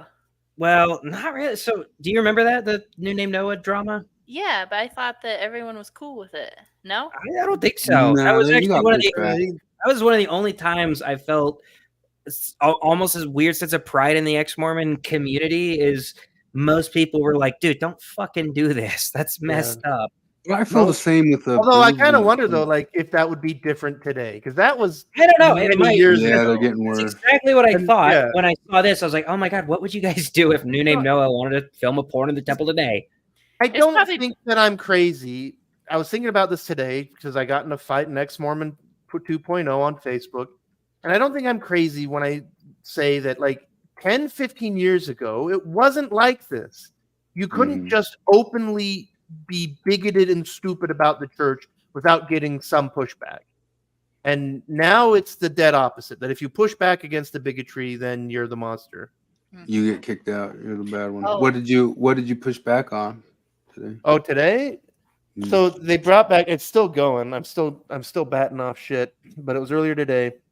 Somebody posted that tired old Mormon, ex-Mormon Reddit meme that says the church, basically is like, the church has chapels. Why aren't they housing homeless people in the chapels when it's that open shit's up? been going around. And yeah, and so I said the same thing I always say. The church doesn't house homeless in their chapels for the same reason you're not housing homeless in your home tonight. That's what I said. I said that to a guy. I was like, well, in their defense, I have spare rooms and I am not gonna house homeless people in them. It's probably because they don't have a full-time staff. They don't no paid employees to. No, but they have $150 billion. They have $150 billion, Marty. They have $150 billion. Okay, you're right. One last thing, back to like the nihilism. You can lady turn too. dollars into homeless People. services instantly. Employees. That No, we nihilism just lady. call on the bishops and the stake presidents, and the Relief Society presidents. They wouldn't pay anyone, so I don't really want them to do that program. Yeah. God no. No, but it's funny because like some of the people, like, because most of the people I just would ask, like, well, why isn't there a homeless person in your house tonight? Like, how many can you fit? Do you have a couch? Do you have a spare room? What's the matter with you? Why aren't you housing them? And a couple of people have been honest, and they've said two things. One of them has said, well, I don't want strange random people in my house because they might hurt me. I'm like, oh, they might hurt me or damage my property. Like they said that, like I'm responsible if they do the damage. Building I'm like, oh, you don't condemned. say. And then the other thing they say is like I'm not allowed to because of like zoning laws. And I'm like, oh, do you think that chapels are zoned for residency, or do you think that they are not? You know, but it's just the same old crap. All Here's churches have something- that problem though. They have to like only keep them so many days out of the year, or else they have to go through other red tape to be able to let people sleep there. Yeah, no, it's just Here's something it's putting such an money where their obviously mouth stupid is. thing. Yeah, Not that I put my mouth is. I did let people come stay at my house who were homeless for a few days at my old house, and they were at my work. There were a couple chefs who were there, and I heard they were homeless, and I let them come stay. And I did not realize, and I did realize after they got there that, these might be meth smokers. And when they got there, you know, they actually were perfectly good. I just was suddenly thinking like, oh my, because I had just sold my house and it was leaving, and I got it kind of cleaned up, and I just knew that like you guys could come stay there for like a few days if you say that you're homeless. And it didn't dawn on me that they might be homeless for that. Yeah. And suddenly I was like, there may be some meth inspection coming up pretty soon, and I could get my whole stinking house condemned here that I just barely looked at selling. Which could happen to a church just as easily as anything. Yeah. No, I mean, one of the things that bothers me about this whole tact is that it's based on a fundamental lie, which is that there aren't enough beds for homeless people in Utah today. And the fact is that the shelters have empty beds almost every single night, even in the dead of winter. And wait, why is that, Flip? Why would that be the case? I assume that the shelters would be totally full. They have rules against drugs and crime. Oh, which I know you don't have those rules at your house. Oh yeah, I don't. I'm not a bigot. I know that arson, prostitution, and drug use are okay. But yeah, I let people crime in my house because I'm not hateful. There's churches in our area that do that. Like I have a coworker that volunteers to babysit them. They have to have people there the whole time, all the way through the night, and he takes like the shift from like 1 to 6. He's a good guy, and he rides his bike to work every day, and he's that kind of guy. I mean, so they're solving it, right? Because all you need to do to solve homelessness is give them a place to stay and food, right? That's the solution. And so you just do that forever for everyone that asks for it, and then you've solved it. It's just when it's cold. They they could camp in the summertime, I guess. So, Troy and Christopher are only giving you a month before you get kicked out of the longhouse. I think it'll take less than that. Depends on the den mother. Depends on what the den mother says. Got to be reported first by a snitch. The snitch has to come, then the den mother has to praise the snitch. That's what I'm happens. gonna report the hell out of you. There'll be a major praising of the snitch, and then a public execution. I mean, I know I've said it so many times, but it's insane to me that anybody can graduate high school and still be so stupidly naive to think that you solve homelessness and hunger by giving people homes and food. Like that's what the problem there is. You see that meme? You see that meme going around every now and then? That's just like we have like 600,000 homeless people and 700,000 vacant houses. So why don't we just, Yeah. That's a pretty common trope on BreadTube as well. Yeah, that's create Quaku's on the side of that brackets. the church should be housing the homeless during the winter. He's putting them in the chapels. Quaku totally said that, which I guess we could get in. Opinions. We could get into a little bit his whole fight he's getting into right now. Oh, But yeah. I wanted to mention that just the last little bit of that nihilism thing, that the lady then goes into Camus, and Camus talking about absurdism, and the first question to Camus, and I like Camus. One of the books you should read, Lady of Camus, is his final book where he lambasts socialism, lambasts it. Fuck, I'm gonna read Camus now. Yeah. Camus went against the grain at the end, and he got kicked out of all those groups, and they didn't like him anymore. But they talk about embracing absurdism, and this is another thing that people say they do that they don't do. They'll announce it because they like it how Camus said it, but I don't embrace absurd. Like Chris Herner decided to go through Camus and embrace absurdism. And every morning I absurdly wake up and absurdly go to my job and absurdly complete my job and absurdly come home from my job. A lot like a normal life. And sometimes I remember Camus and say, I'm absurd. And it's so absurd that I look into my son's eyes and tears come down my face. No, that'd be a good. I absurdly never miss the gym. It's absurd. A good porch time bumper sticker T-shirt. I'm absurd. I'm absurd. I absurdly follow all the rules. It's so absurd.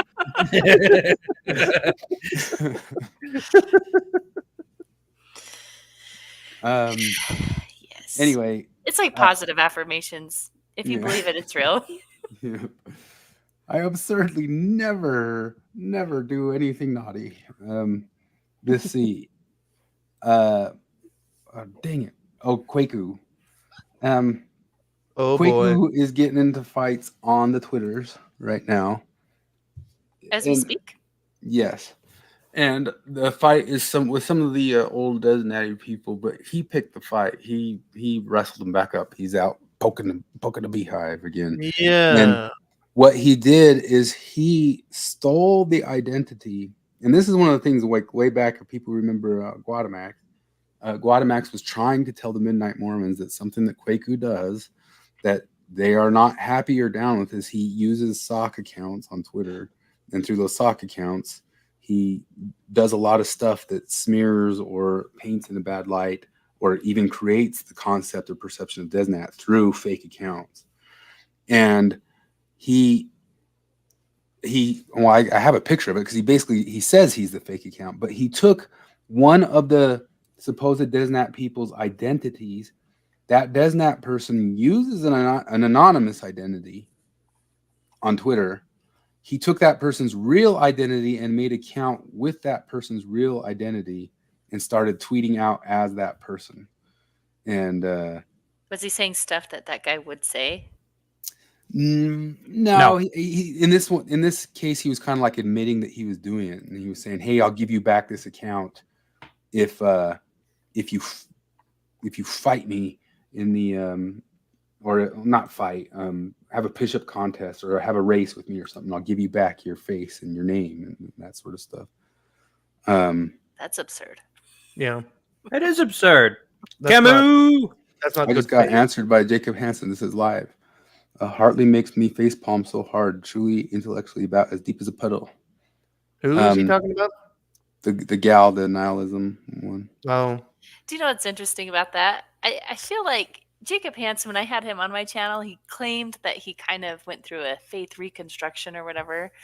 Yeah. I feel like he doesn't, I don't know. He kind of understands it, but the fact that he just said that about her, I don't know. I have a hard time taking that seriously because I didn't feel like. But well, I mean, it's partially. He says the way he would see it if he thought like an atheist is kind of exactly like how she sees it. Right, and, exactly. So why is he just? They have the same thought process there, but, right? This is Quaku, and he took over this guy's account and name and face. And he posts something about Thomas Jefferson about it. He just says, "Oh no, please don't take down a statue idolizing a politician who engaged in human trafficking and torture of 600 people more than Jeffrey Epstein.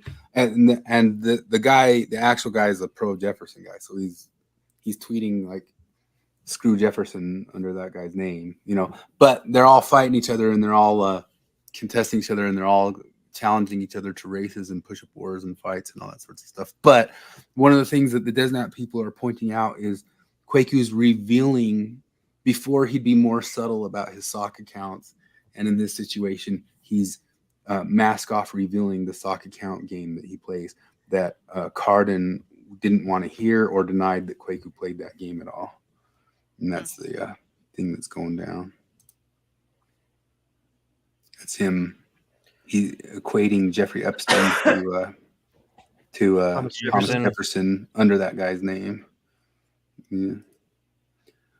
So that's what's going on there with that. But some of their points for a long time was Kwaku is not all the way honest about all the whole DesNat fights on the Twitters. There was his whole thing about getting committed, involuntarily committed. Because, on the one hand, I know plenty enough about the mental health world to know that terrible things can happen there, and that it can be a Kafkaesque nightmare that sucks you up. But there's also there's a piece missing to his, you just know when you hear his narrative, it's like, okay, there's missing chunks. There's something you're not telling us about how you ended up there. I think I remember he didn't divulge everything, right? He said, I am doing some of this stuff private. Well, no, and on the one hand, I don't blame him. That's fine. But it also means that I don't believe him when he says that everything that happened to him in the mental health world was totally unjustified. Yeah. So if you're not willing to divulge everything, it kind of feels like you're almost saying that there maybe are circumstances under which you should be involuntarily institutionalized. Because if there's no situation under which you should be institutionalized, and just tell your story. Yeah. So this is the I guess I want to read the book, but apparently what's his name? Brian Wilson. The decades that he was basically out of sight of the world. Yeah, he had a therapist. He had an evil therapist that basically controlled his life and had drugged him and gaslighted him and turned him into a puppet zombie, Oh God! It sounds supposedly that's what's going on with Richard Simmons too. With who? That's why you haven't seen Richard Simmons in 10, 15 years. Oh. This is Kwaku again saying. So this guy who runs this Deseret Board of Tourism thing puts a thing out. Kwaku thinks it's funny to be someone else when we've all been sad watching him to pretend to be an active member, and it's like posting and saying, "I will leave this account if you beat me in a 1 mile race or a pull-up competition or something." But that's what I'm saying is that's him showing that he really does do the sock puppet thing, which he was kind of in denial about for a long time. Yeah. Okay. I don't know. This is tough because, assuming this is all correct and we're not being fooled, that this is indeed Kwaku using a false account. Yeah, that could be true. I don't know how he comes back from this short of a very full detailed apology. I don't know how is anybody supposed to take you seriously anymore after this? Yeah. I've always wanted to I feel like Kwaku used to be sincere and then he's changed into something else. And he took all of his sincere videos down. He had up on his YouTube channel these really cool conversations between Latter-day Saints and Christian pastors and stuff like that I thought were really cool. And they're gone. And that stuff is stuff I like. And then I don't know how to explain it. I feel like he was sincere, and I feel like he's acting all the time now. I don't know. Yeah, no, for sure. I don't know. He seems to have. It's a common thing where somebody, even though he wasn't necessarily going for it, he kind of got a lot of attention very quickly, and a lot of people wanted to hear what he had to say. And I think, like a lot of people, you end up in this kind of feedback loop where people aren't telling you no nearly enough. Mm-hmm. Like these guys need to be told no again. I haven't done it yet. I've just thought about messaging on this and saying, "How about no, guys? How about let's not." No, I was definitely gonna do that. But they're making the calls there, and I saw a bunch of people jump in and volunteer, and I'm not interested in seeing it. But luckily for us, it seems like they randomly stick it up on Ex-Mormon without us knowing it's coming up either. Yeah, because that's the other thing. It's like, I mean, I'm gonna be real patriarchal here, but like, if you're gonna flash your boobs, they should at least be good ones. Fine, I get what you're going for, but like, if you're gonna play guitar, be good at it. And if you're gonna flash your boobs, have nice boobs. And what I've seen so far is it's open mic night of boobs, and I don't need that. Open mic night.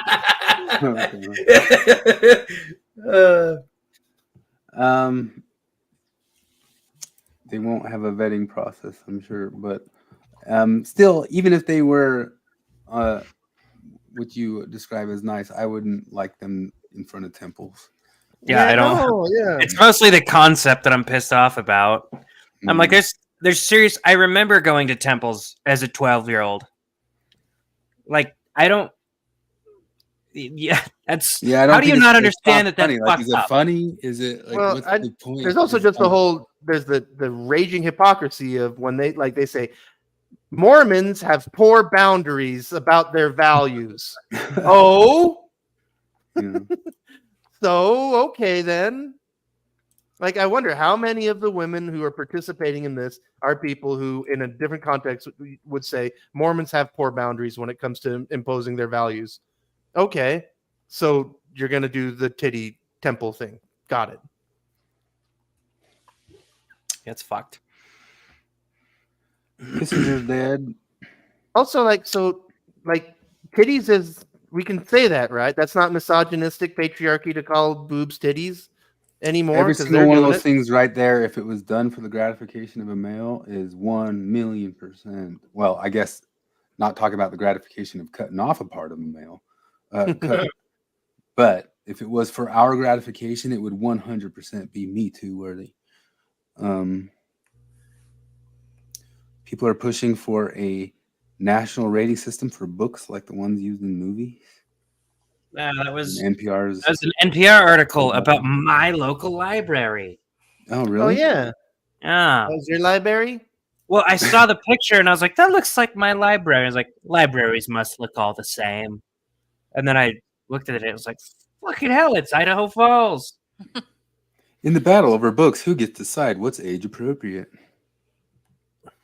I know, the self-described Marxist revolutionary head of the American Library Association published an entire paper where she sees it as her duty in life to, quote, queer and decolonize the American library catalog. So there you go. That's who. Mm-hmm. Yay. Blackface. Oh my God, I just watched this story today. I just love that thing where they show the angle from the one side. Because the whole thing is like, you see this whole picture and you can't put together what's going on. Well, did you see the update to that story? The kid's a Native American. His dad is like a tribal leader. Yeah. It's a bunch of fucking white people getting, and that's all it ever is. It's a bunch of white people getting mad on behalf of other people. It's what it always fucking is. But it's funny every time. But because obviously they're looking. Obviously they're scraping the barrel for anything they can find. But also there's one of those things where it's like this kid, because like for example, I don't know a huge amount about American football. But if I was in the editing room of this story, I'd be like, hang on, it's like, let me just call a couple football fans. Hey, what colors do the Chiefs wear? Is it black and red? He's wearing the fucking jersey. The jersey's on his body. They knew it. They knew it when they took the picture. There were several pictures, and they took the one with only black on it. Is there any history in American sports of painting your face in the colors of the team? Is that a thing? If I were an editor, I might ask. Everybody keeps making the joke that they'll never do this to Raiders fans because Raiders fans are black and silver, but they'll get fucking shanked. It's funny. Oh man, I this happens everywhere though. Like the thing I watched I like Brett Cooper, and so her stuff comes up in my feed, and she was complaining about Pink's Twitter feed because Pink was in Florida giving away banned books like 1984 and this whole list of classics. Where is that band? Yeah, exactly. Yeah. And then I guarantee that it was banned by somebody. It was banned by lefties. 1984. Are you kidding? Right. And so Brett Cooper, that's what her whole little spiel was. And so then I decided to go check out Pink's Twitter feed myself. And she actually put some evidence there. So her first list had community notes on it. So everybody was making fun of that. But then she did post some other books where there are some like very specific school districts in Florida that have banned it. Or they'll say anyway. So that she wasn't like totally wrong, but mostly wrong. Like in spirit, she was definitely wrong. But I lost my train of thought there. But then she was promoting like the porn books, basically. Like I don't know.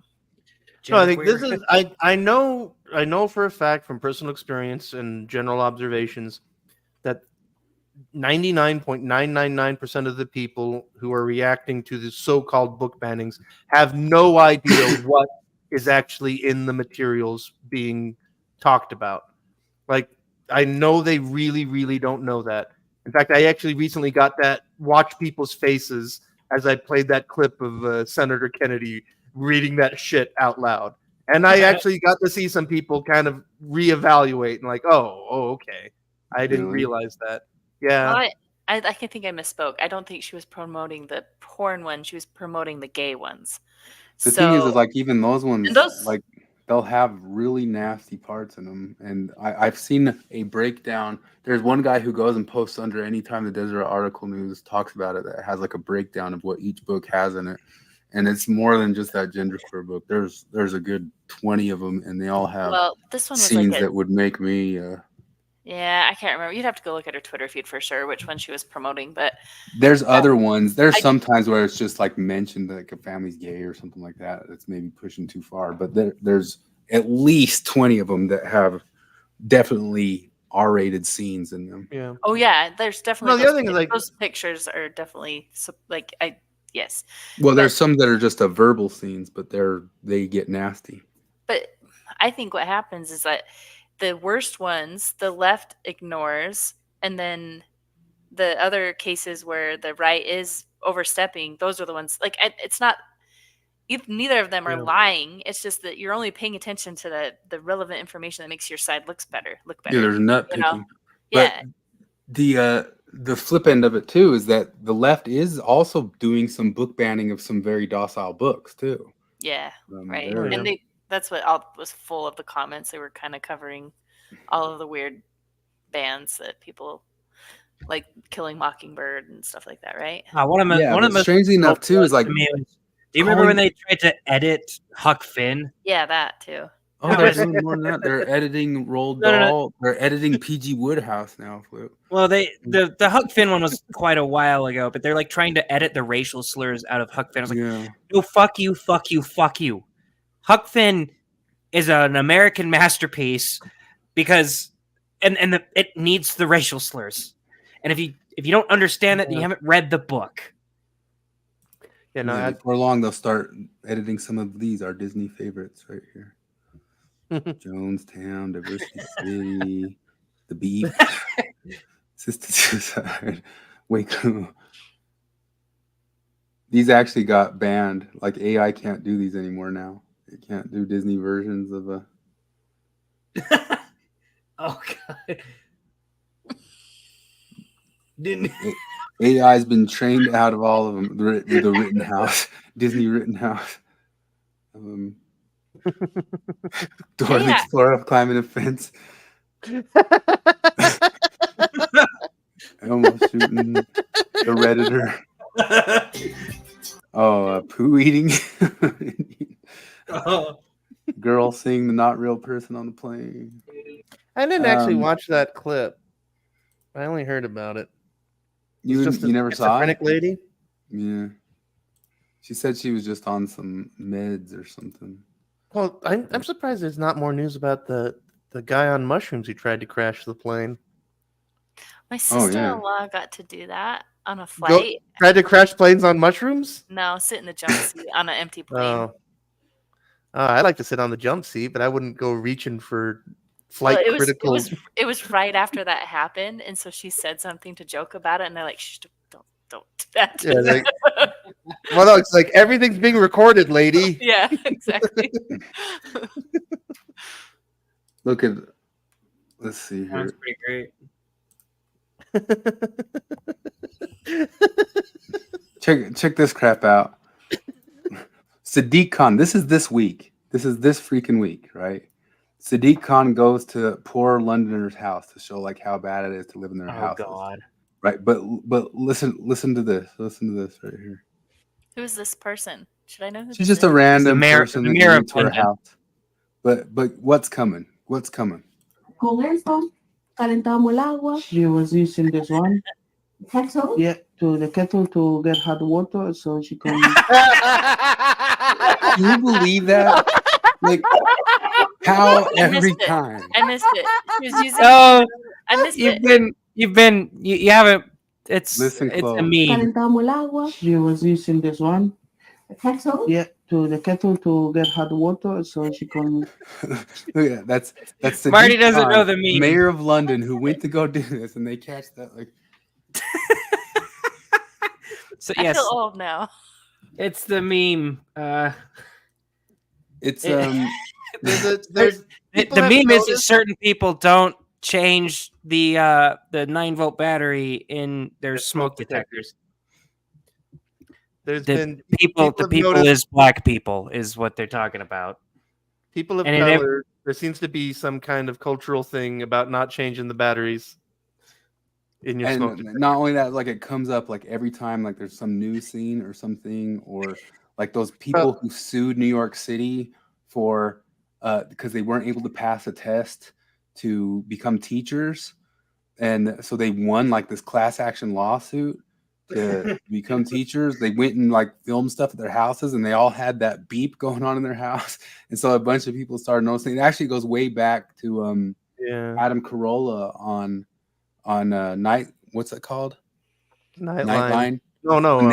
Yeah, Nightline. When he had that show forever where people would call in, he started noticing that people who left the beeper going on their background were disproportionately sounded like they were black people. And he'd be like, why is that beep? Why didn't you change the batteries? Why didn't you change the batteries? And he did that for years. I actually heard him do it before it even became like a recent meme or something. Oh, was there a beep in here I missed? You missed.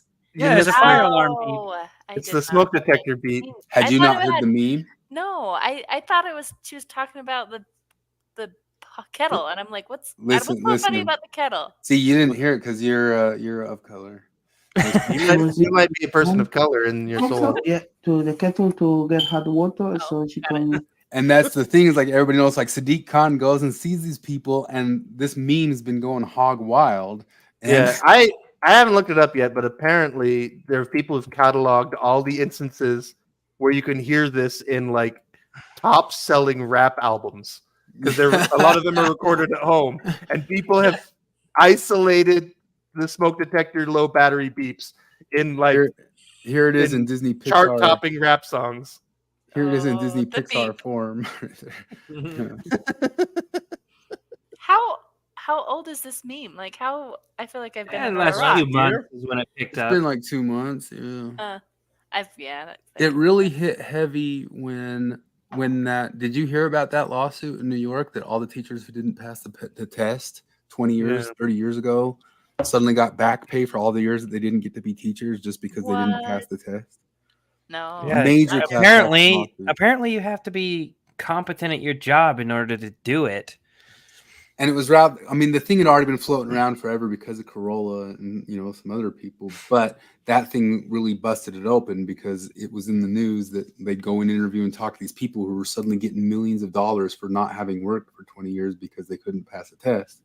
And in all their houses, the beeps were going off.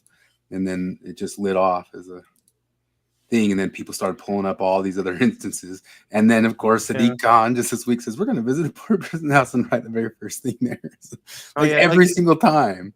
It seems to be almost a thing where, like, as far as people can tell, is that if you've grown up your entire life, you just don't notice the beeps, and that's how that is. Because like I get annoyed when my neighbors' smoke alarms are beeping.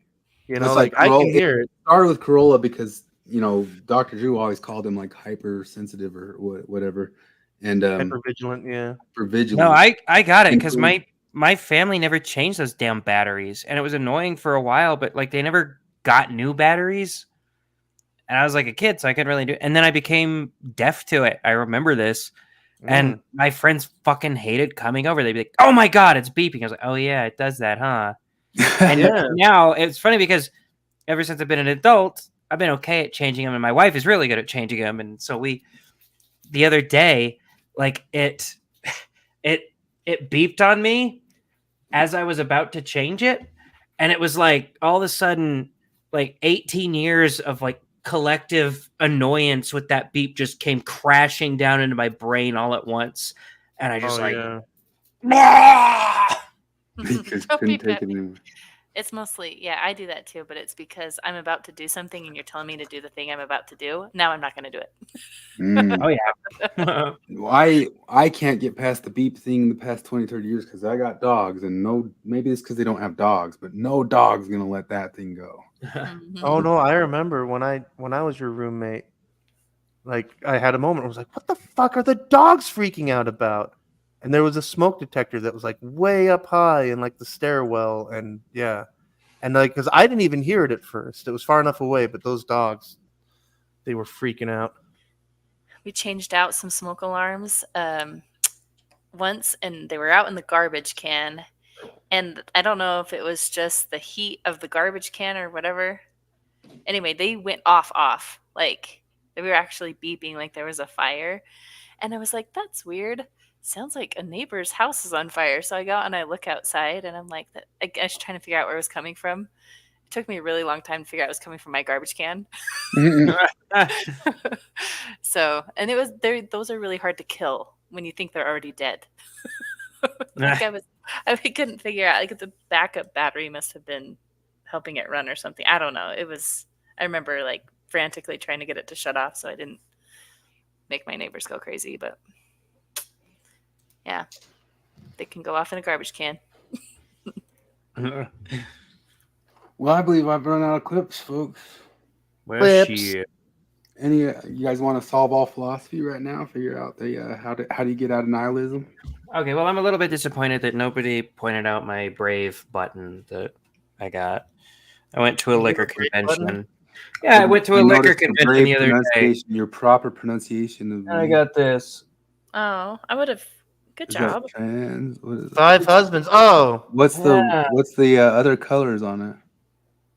What do you mean? What's the other colors? Okay, I see the gender colors.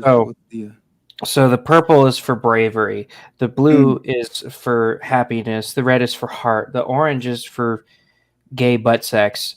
The yellow is for happiness again. The purple is for perseverance. The pink is for gay butt sex again. And then the brown is obviously for brown people. And it's how I support brown people and gay butt sex. I also support straight butt sex, but that's, it doesn't need my support as much. What the fuck? Like, we have 4 parents in our family. This little baby in the back, I carry, and Alicia carried these 3 here. Oh, so she's doing the heavy lifting, huh? Wow. There's 4 of them, and they've been together that long? Enough to have, like, that many And the 2 babies, we don't know and don't the future. care to know who their biological father is. They don't know who their biological. So when the 4 of us first met, it wasn't. Okay, but one of you is a redhead. One of you is a redhead, so you're definitely gonna find out. Yeah, like that, those kids are going to get to the 4th grade and learn about Mendelian genetics and start Did putting not it have any together. intentions of kissing each other. That didn't really go as planned.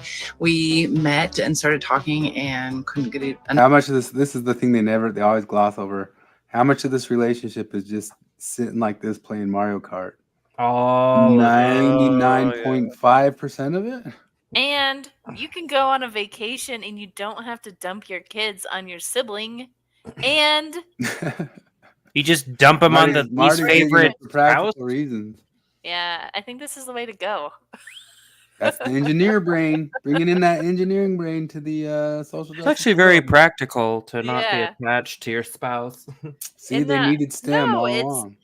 Oh, you're right. They're more than just roommates, huh? That would be awkward. Yeah, they all Like, no, boink. we're just in this for the utility of it. Enough of each other. I remember Sean and Alicia saying that they had a conversation one night saying that they felt like boyfriend and girlfriend. Like when they were talking, they felt like they were dating. And Wait, hang on. that led to. So hold on. She's married to this guy or dating this guy, and she's like, yeah, the guy I was dating or married to was talking to my best friend, and they felt like they were dating. Oh, that's how this Jesus. started? Yeah. It sounds like this started with an emotional affair, and then you're like, well, I'm just okay with it. That's Can't do what any better. happens when you I am gonna settle. You I'm got to deconstructing self-esteem. deconstruct your backbone. Lots of other conversations, including telling Tyler and I that it's okay to have feelings, that this, it's not realistic to think that that's not going to happen in the, just like in the environment that we were spending time in and the capacity that we were spending time in. It was very obvious that we already had feelings. The other 0.5% after the 99.5% of Mario Kart is TikTok videos. And that's it. But both Tyler and I were like, nah, bro, like that's my. We did not want to admit it. We were not trying to go down that path. Taya, Alicia, Sean, and Tyler are now in a polyamorous quad relationship.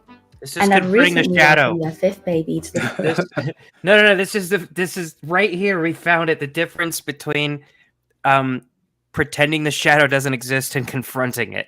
She's like, me and my husband both were like, no, we never wanted to have sex with other people. But if you want to confront the shadow with your wife, you got to be like, look, given the right circumstances, it would be very difficult to resist sex with another woman. And she'll be like, I understand that. You are a man. You are weak. You have weaknesses. That is your shadow. We will confront it and we will put boundaries in place to stop it. Instead, they're like, no, we don't have a shadow. So now we just have a fuck pile while our kids are in bed. Mitchell Clark says, horseshoe theory, you become so left, you become a polygamist. Boy, that's true. family. Who's that? Dad. Where's Dad? Oh, no, stop. Who's that? Oh my mom. Teacher. Who's that, Mom? That's not confusing at all. Who's for that? those kids. Dad? Where's Dad? There he is. Good job. Who is that? What? Who is that? Mama. The kid is confused. The kid's like, I don't fucking know. Yeah. That's sort of the problem is that you have to intentionally confuse a kid if you want it to think that it has 4 parents. Yeah. Oh, that's sad. One of these times we need to have a discussion about good and evil. Why is that? I don't Who can know. solve it? Yeah, does it exist? Is it Yes. a thing? Yeah, I know that you were gonna say yes. Okay, Nietzsche. Look at this. Right first thing when I just opened normal Twitter. The Salt Lake Tribune. Like, is the Salt Lake Tribune, I mean, how are they just... Jezebel went down, but Salt Lake Tribune's covering it. Coming back. Jezebel's coming back. Oh, yeah, they're coming back Somebody anyway. bought it. But, like, I don't know. There's nothing I see on Twitter from the Salt Lake Tribune that just isn't culture war crap. Yeah. It's a sad time in history when groups of ignorant fascists tried to ban reading materials that are necessary for growth and development of Utah's own kids. Thank you. Oh boy. You don't understand. You need to teach your kid about butt sex. He won't develop correctly otherwise. You know, if your child's elementary school teacher can't give them a lesson on fellatio, what hope do we have? Oh, there's some butt sex right there. Ew. But that's just it. It's Is this the people replying? Just like, oh, yeah, this is I what we're always look in talking the about, by the comment way. section, and then you have this person right here who's like doubling down on like, we know the GOP is targeting bookstores and public libraries, and then right next to it, there's people like, look, This is what we're talking about. Yeah. Listen here, sweetheart. nobody This is how ever you put notices shit it. in your ass. Yeah. They load it. They put it like it's in the bottom of every single one of the comment section. Yet there's still always people. Well, it's like they found out. They found out. They found out that Vice was this failed experiment because I think Vice existed solely to try to groom adults. It just doesn't work very well because almost all of the Vice articles that were sponsored and pushed toward me were like, you should go fuck a fat woman, or you're straight, you should put things in your butt. Who knows? And I was like, I'm not going to do that. And most straight guys are like, yeah, we're not going to do that. It's like, oh, we got to groom people who are groomable. Wait a minute. Are you talking about the fake paper? I'm talking about Vice. No, Vice. Vice, There was real life Vice. That was one of the subjects of the fake papers that James Lindsay did too, right? Yeah, no, and Vice turned it real. Vice made it real. No way. Vice made it real about 1,000 times. It's telling you that, like, I have been told by Vice as a straight man that I should just try putting things in my butt sometimes. No way. Oh, absolutely. Yeah. That's so funny. I think their paper Slipknot had a was friend like, who if you're, shared if it you're, unironically. yeah, I think the paper that they did, I think the subject was like, straight guys should have gay sex or put dildos up their ass No, so that hang on. they can get rid of their homophobia or something. Hang like on. that. Hang on. I got a thing that is just that, and I'm gonna. That's crazy. No, I saved a thing just today. Ah, shoot, I don't know if I'm gonna find it. It's so funny that you can like do conversion therapy on straight people, and that's like totally okay, and like let's do that, and then it's just Not weird. only that, you should do it on them if they're lesbians. Like the lesbians should convert to being okay with penises if the person is trans. Like I always say, these are supremacist ideologies. They believe that they should have authority over other people. Like, let's not experiment with family structures while having kids. Yeah, that's what I agree with. I don't know if I'm gonna find it. Bummer. Well, I got some Kyle Dunnigan doing President Joe Biden. Do it. I love Kyle. Message of his own. Hey, yo, it's me, Joe Obama. Recently, my informed me that a lot of you tickle talkers think it's on fleek, and it's totally queer to say Obama Jim Robbins is one cool dude. Come on, man. It's whack, y'all. Ask any black-eyed people. I just met L.A. McCool J, man. Ask anyone. Serious. Guy's got arms like my legs. Yeah. Got my legs. Stole them. Give them back. They let them take all stuff out of the stores. Man. No one does nothing, man. Oh my gosh. Have you not seen these, Marty? Well, he's just doing such a good job. Like, this is giving me flashbacks when I would go visit my grandma. We're being breakfast. She had dementia. Saying your grandma shouldn't have been president of the United States. That's what's like. Oh man, he did. Yeah, that was funny. It's so ridiculous how much like Saturday Night Live and those guys are leaving on the table just there for Kyle Dunnigan to be the only one doing it. Yeah. Like there has to be a side of them of like the true comics inside their bones that are just like, I guess I got to come up with something about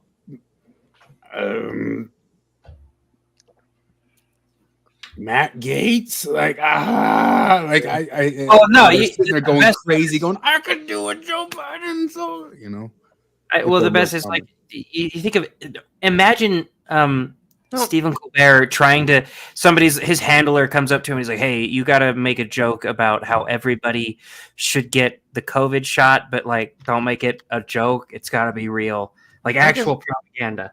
I think about how like in the 90s, The Simpsons was still making jokes about Gerald Ford falling down. 20 years after the fact, right? And then like in the immediate aftermath, like Joe Biden is falling up the stairs on Twitter and left comedy is just crickets. Like they didn't nothing. And the thing is like The Simpsons Gerald Ford joke was funny. It was fucking it's so funny. wild. I have like a soft spot, not a soft spot, like a twinge of feeling sorry for writers in that world. Like I've said ourselves, like what if we were forced to the new Scott Pilgrim just came out and they did the old He-Man, the everything, and killed the main character and replaced him with the girl in the first couple of episodes or something like that. And you kind of go like, all right, well, what if you were the writer and you were tasked with this and you knew it was crap and you were supposed to do that, but could you somehow, as a writing project, figure out a way to make the old trope like funny? You don't have to erase the trope, but can you do something with it to not embarrass yourself? Just like we tried to not embarrass ourselves with right-wing ads at the start of this. That reminds me of the Terminator, the last Terminator.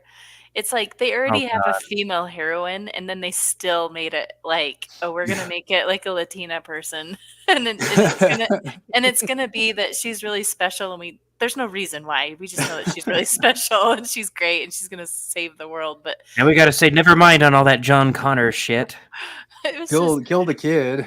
Yeah. That your favorite episode of all of them, the only one that was good. Make sure that the lore is now that Terminator killed that kid a minute after the movie. Yeah, that was pure propaganda. It was not good at all. But they do it again and again. It was the He-Man thing that had like a whole bunch, like the He-Man was coming out. Some of them I can still enjoy. Some of the movies that like it's there and I can see it, but it doesn't bug me. Like that one was just bad.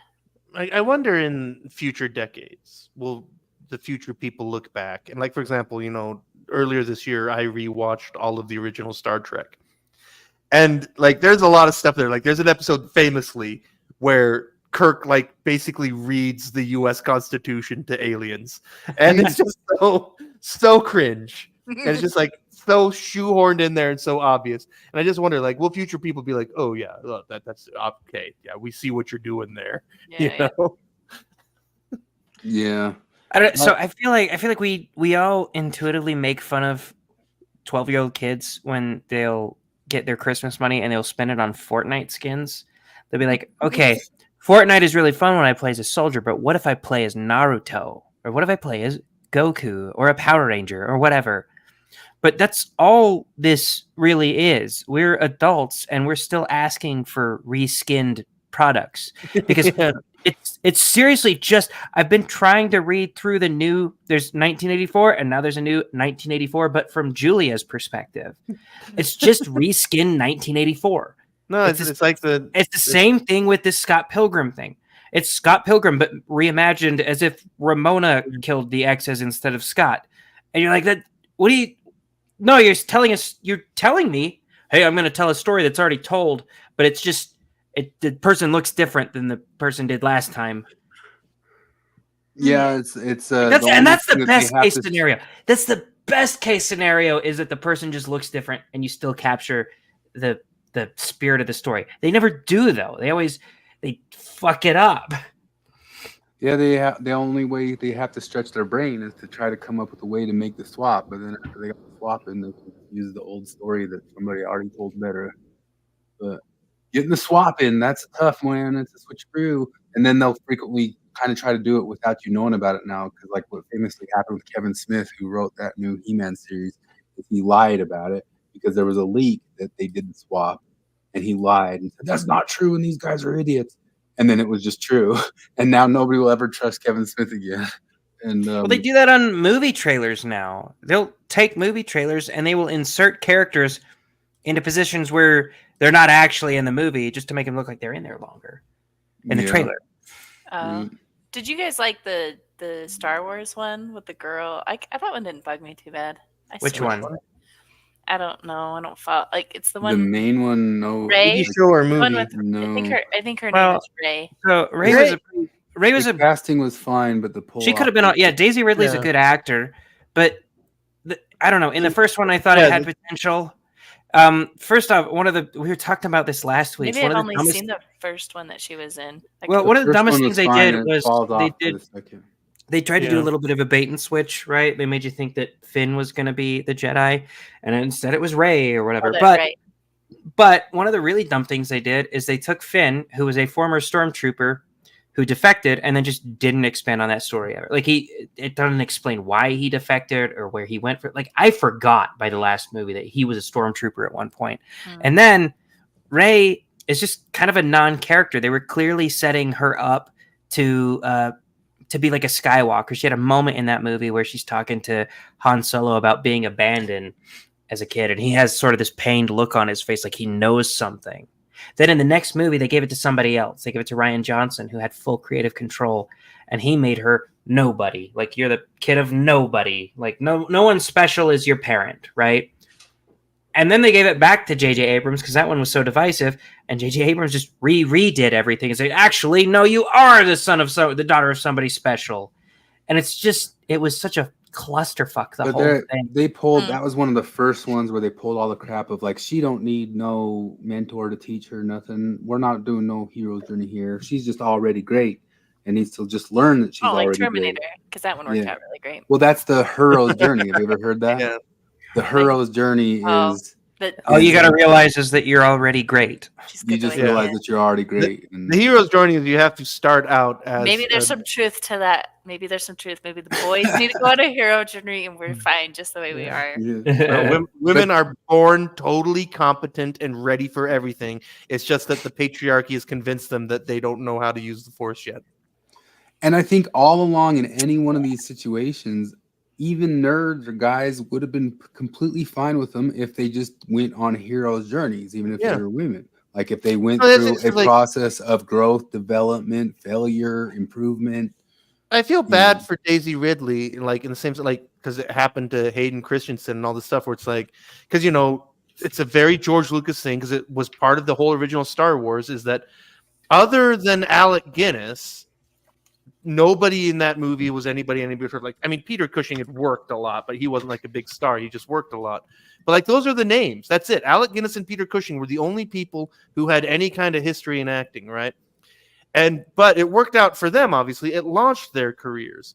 But now, like, because Hayden Christensen, Daisy Ridley, it has destroyed their careers, and it's not their fault. It's not their fault. It's the script's fault. Well, yeah, it's very much the script's fault because I remember my high school girlfriend wanted to watch V for Vendetta. I was like, "Oh, who's in that?" And she was like, "Oh, well, Natalie Portman plays one of the characters." I was like, "Oh, she's fucking terrible." I was like, "Well, I'm pretty sure she's actually good in this." And I was like, "No way, she was fucking awful in Star Wars." That was the director's fault. No, I know. I watched it. I was like, "Oh no, she's not a bad actor." Speaking of which, she came out this week and said kids shouldn't go to Hollywood because they all get raped. She said that this week. Yeah. Oh. Yeah. Interesting. Wait, You she's ever watched Leon the Professional? Wait a minute. She's against child rape. Have you watched Leon the Professional? Have you guys watched that? It's been a long time, but that was her breakout because she was just a little girl. She's a little girl, and there is seeing those memes. without a doubt, strange sexual stuff between her Very and Leon. sexualized girl, yeah. I've been seeing those memes, yeah.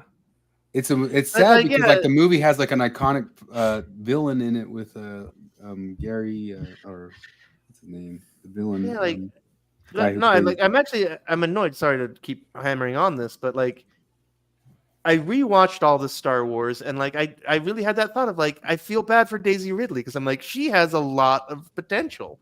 She's charismatic, she's great on camera, and I think that she could do great in a lot of different roles. And I feel like Star Wars, like she made all the money she'll ever need in her life from Star Wars, but her career is shit now. Besides some dumb of it. ideas and some interviews and stuff, a bunch of different people done, like Brie Larson, and there's a long history now of. Brie Larson's not a bad actor. She's pretty. She's She pretty did decent. good in Room. If you watch Room, Brie Larson to me is just right down the middle in every single respect. Like, I'm confused why she's famous. I really don't get it. She's not that attractive. She's not a particularly good actress. Like, I'm genuinely baffled by the Brie Larson thing. I don't understand her appeal at all. Is that a personal attack? Totally divorced. Yeah, totally divorced from all the things where she's gone on camera and said, like, fuck all of you. I mean, I just love that whole thing. It's like, well, I didn't make this movie for 40-year-old white men. So 40-year-old white men said, okay, we'll spend our money on other things. And then what happens? How dare they? I like when somebody said that she just 100% has ex-wife energy. Oh, yes. Yes. All she has, like, when you look at her. But yeah, like there's something like, because like Natalie Portman, I think is like, like I don't think she's a very strong actor, but I saw her in Room. She's good in Room. I saw her in V for Vendetta, and I was like, she's Natalie amazing. Portman. But that's because the only thing I saw her before was Queen Amidala. I mixed up. I thought you said Natalie Portman's not a good actor. Well, neither. I mean, Brie Larson didn't do very good in Marvel stuff, but that's a wooden character too. But she didn't have anything to work with. Brie Larson, Natalie Portman, she's one of the ones that Red Letter Media guys just go like, she can't act. She can't, like, they're really down on her. Honestly, I haven't seen her in a whole lot. The only thing I've seen her in is Star Wars, V for Vendetta, and Thor 4. I watched that Annihilation movie. That's a pretty weird, interesting movie. When I was a missionary, I watched the movie where Natalie Portman, the whole thing is that she gives birth in a Walmart and lives in a Walmart. What was that movie called? The Heart of America? Something like that? I remember almost nothing from it.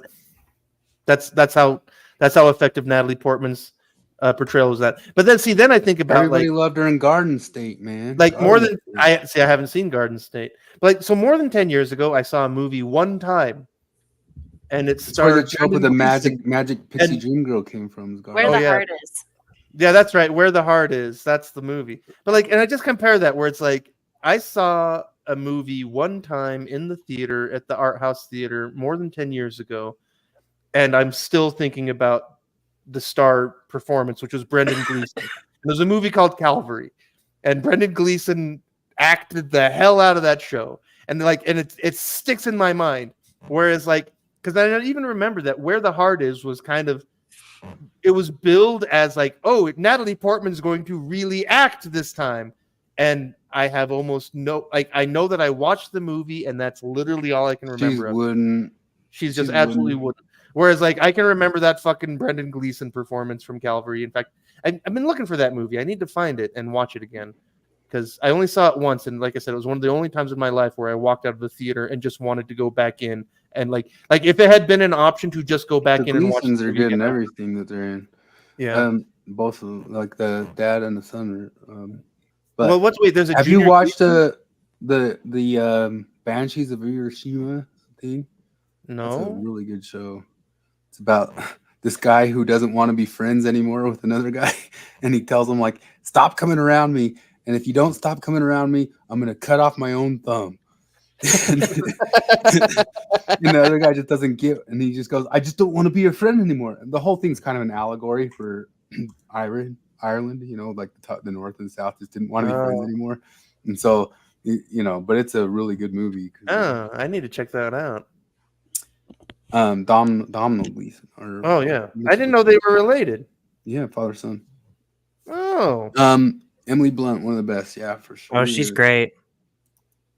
But Domhnall Gleeson, like both those guys that were in the Star Wars stuff, if you watch the Ex Machina, they're great in Ex Machina. The two guys who play the bat. What's the dude who plays the fighter jet in the new Star Wars? The fighter pilot. Oscar Isaac. Oscar Isaac and Gleeson in Ex Machina are amazing. They're really good. He's right. Emily Blunt. And he was also in Black Mirror and did good stuff in Black Mirror. Emily Blunt. I liked that movie about the being quiet. Was there a beep? Did something? Was that a beep? I heard a beep. Marty's beeping. Marty's a color. You were testing us. You were trying to see. You were trying to see if we're real Irish people. That's funny. I wasn't sure if I was going to pick it up because sometimes the mic does a really good job of not picking that stuff up. But No, actually, we got all we got three it of in us echo. like We dogs. got are like, reverb. No, I liked Emily Blunt in. Do you have a 9-volt battery, Tomorrow. Marty? Do you have a 9-volt battery and a ladder? Are those the two things you need? No, just a YouTube channel. Anyway, look at this. I got somebody petitioning me for a walk. Charlie dog. Oh, this is a protest. He's putting up a sign. So we want walks. We want walks. We want walks. I gotta get going. What's a Phantom Thread? What is that? I don't know that one. Quiet Place I never saw, but I watched. There's I liked the it. newest episode of Aqua Teens is a parody of Quiet Place, so I like Wait, it. what? There's new Aqua Teens. There's 2 new episodes of Aqua Teens. I think they're coming out every week. There's I knew 2 there was- already. They're doing a whole new season. And the I knew 2 there was a episodes movie. I didn't know there was episodes. And then in been episode 3, movies. they kill him and replace him with girls. Make it gay and lame. Daniel Day-Lewis came out in something else, or that's just a different. Oh, that's No, his he's- last movie, oh, right? yeah. The one where He starts- retired, right? He becomes like- he's a Actors- seamstress. Actors can't retire. That's not a thing you can do. What's you're his like, name? I I retired. watched a French Connection and realized what's his name stayed retired all this time. Who? Gene Hackman. He's Oh. stayed retired. Hmm. He retired and stayed retired. Speaking of the Hanover. 90s, there were some good movies in the 90s. Do you want to know what Gene Hackman's last movie was? I The don't know. Oscar-winning Mooseport with What? I've never heard of Mooseport with the breakout role of Everybody Loves Raymond. It was a terrible movie, but I heard it was his last movie. Like, what? Maybe he went out because he hated it, but it was Whoa, Ray Romano and Gene Hackman. Never.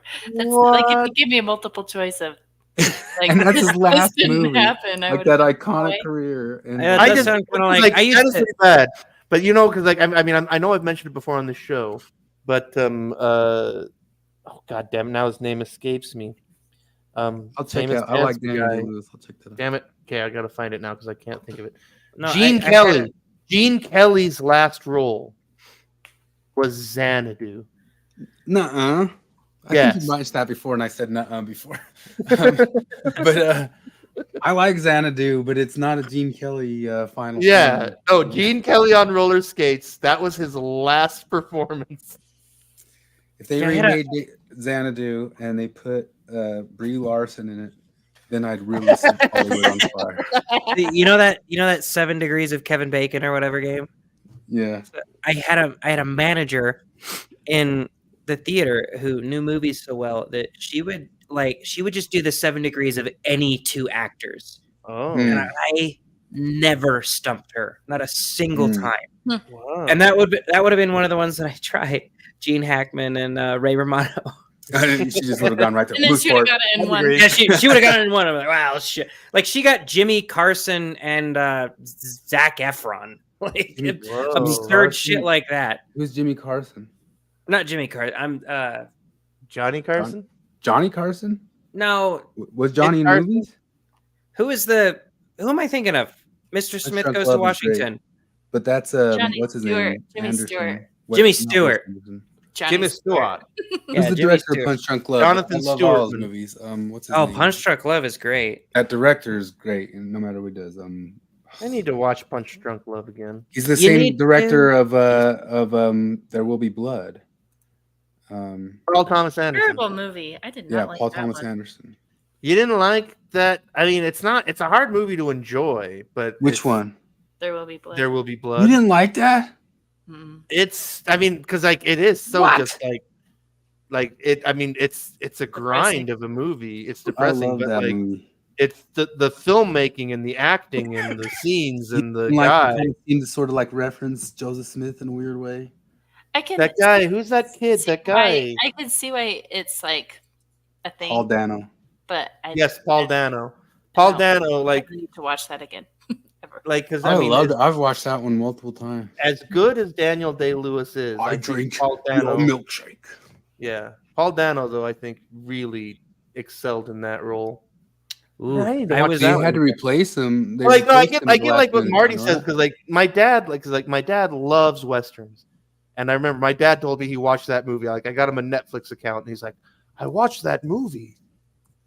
That was dark. I'm like, well, yeah, Dad. That's I kind of what that is. felt like I hung on to the end, and then the ending. There was no like redemption or anything. It was just sad. Like you Yeah, know that's what the I point mean? of Like it, though. that's I know, but that's I don't know. I just You've never watched Kurosawa then? Because that's how most Kurosawa movies end, is that the good guys lose and everything is bad. One of the things to watch on that one, Thrasher, but not a thrasher. watch the scene of when the oil explodes, and look for when the camera cuts or does Oh. not. You know, that whole entire oil explosion scene is one long shot. And Wow. you just watch stuff like that. And then also the scene where he's like made to like repent inside the church house, that's one long shot too. It's like a bunch of those things are like they're almost like extended plays rather than like a movie. Just and see, any I sort was of thing like that, you go like, oh my gosh, I can't believe they pulled that off, especially with all the the oil thing shooting off and the kid going deaf and the all running around and picking up the kid from the explosion, all one long shot. Mm. That sort of stuff blows my mind when they do it. Although they're able to do that easier and easier nowadays because of CGI stuff, so it's getting less and less impressive. But like if you go back to Scorsese doing it in the 70s and 80s and stuff, like those types of shots, and it still was kind of impressive by There Will Be Blood. Those types of shots, you just can't even imagine the amount of planning and work they take. Yeah, The Deliverance was filmed like in the wilderness, and they didn't think that you could do a film in the wilderness like that. Yeah, what's his name? Broke his leg in filming it. I Burt. went down that river. You did? Yeah. Yeah, Burt Reynolds broke his leg in the filming of that, and they left the breaking leg shot in the movie. Oh, that's funny. Norseman was good. Northman, that was pretty good. It's the Chattooga River, by the way.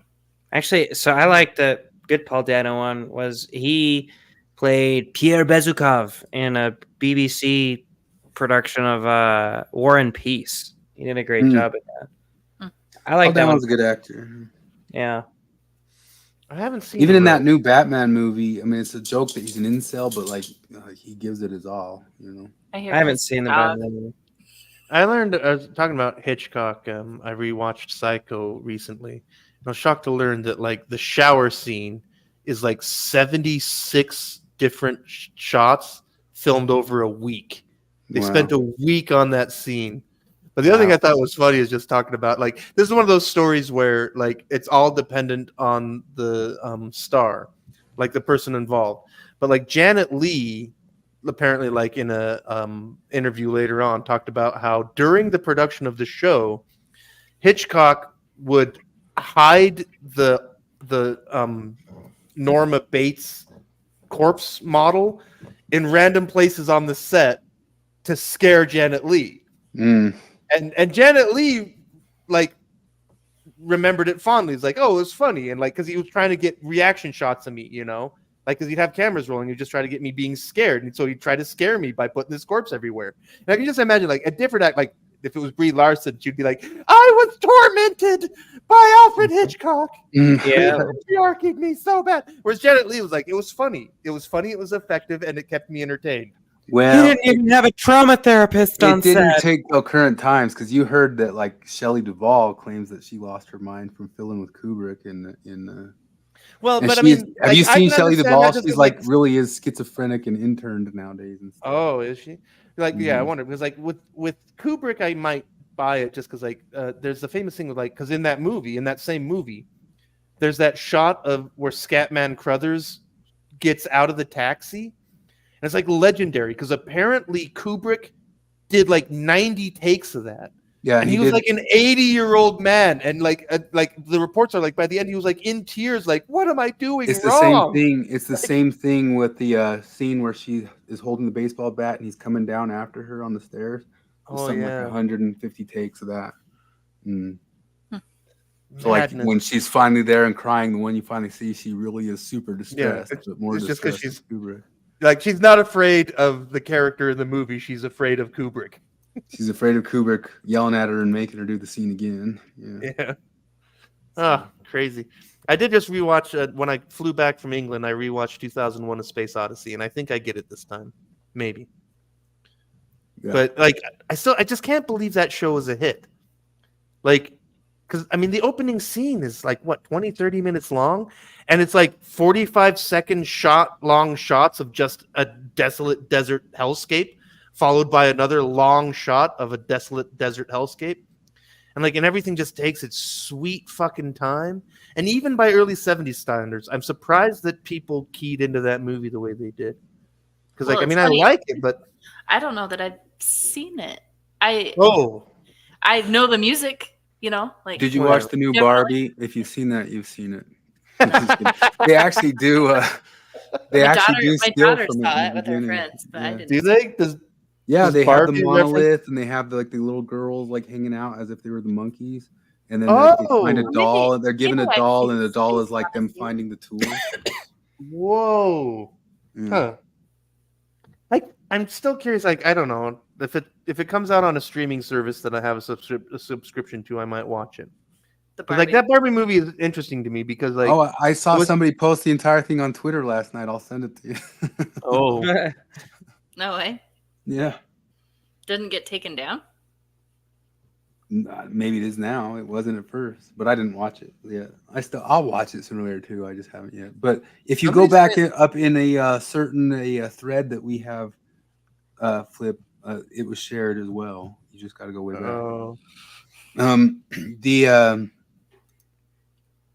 That movie, supposedly, if you read a bunch of the actual novel, which was by what's his bucket, I sent you stuff. Arthur C. Clarke, who was a crazy Gnostic, esoteric freak dude who was into transhumanism, future stuff, and part of the Fabian Socialist Society. Oh, I thought you were going to talk about how he was a kitty diddler. Children. He was a kitty diddler. Like, I was kind of realizing when I read all that Arthur C. Clarke stuff, I'm not sure, but I'm pretty sure that if it's not Arthur C. Clarke, he's partly an amalgam of, but in Venture Brothers, the Action Man is. There's a whole thing about how the Action Man lives in Morocco and lives with a rent boy and all this stuff, and I didn't realize him then.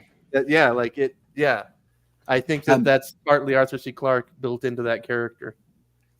And both in The Shining and in that, there's stuff where Kubrick stuck his thumb out, like stuck the birdie finger out at the director and the writer. Like he switched stuff up on Arthur C. Clarke because Arthur C. Clarke has it that the transhumanism, the robots win and are good, whereas Kubrick switched it to the robots are going to try to kill you. And we gotta it's really interesting because Kubrick got funding for the movie by pushing it as being a pro-technology movie.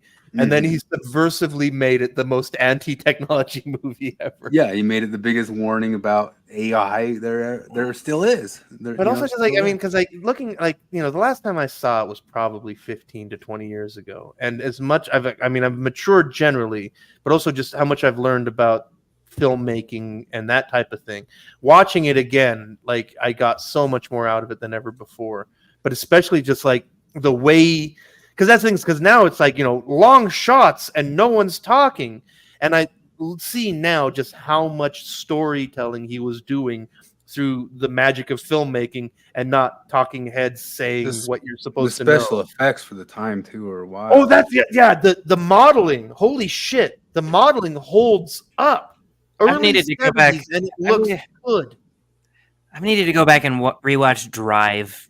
That Ryan Gosling film, because I hated it when I watched it. I watched it on my mission. My friend told me it was amazing, and that was my biggest complaint is the amount of silence in it. Because there'd be a scene where she's like, "So, what do you do?" And he was like, I drive. And she was like,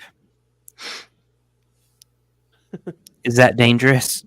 I'm not even, that's how far. Yeah. It might have even been farther than that, and I thought it was annoying. But the soundtrack is great. It was by Kavinsky. If you've never listened, Kavinsky is Well, great. that's one of those things with 2001 where it was just so brilliant, is that there are whole scenes where all of the audio is just a man's breath. You just hear a man breathing, and that's the audio, and it is so brilliantly done. It's just incredible. And it was great. I need to get through all of Kurosawa. I still need. There's a few Kubricks I still haven't seen, and I haven't watched Barry Lyndon yet. I still need to see Barry I've seen Lyndon, Barry and I haven't Lyndon, seen Eyes. yeah. I haven't seen Barry Lyndon or Eyes Wide Shut. I think that might be it for. I've seen both those two. You want to know which I've one? seen Eyes Wide Shut. It's great.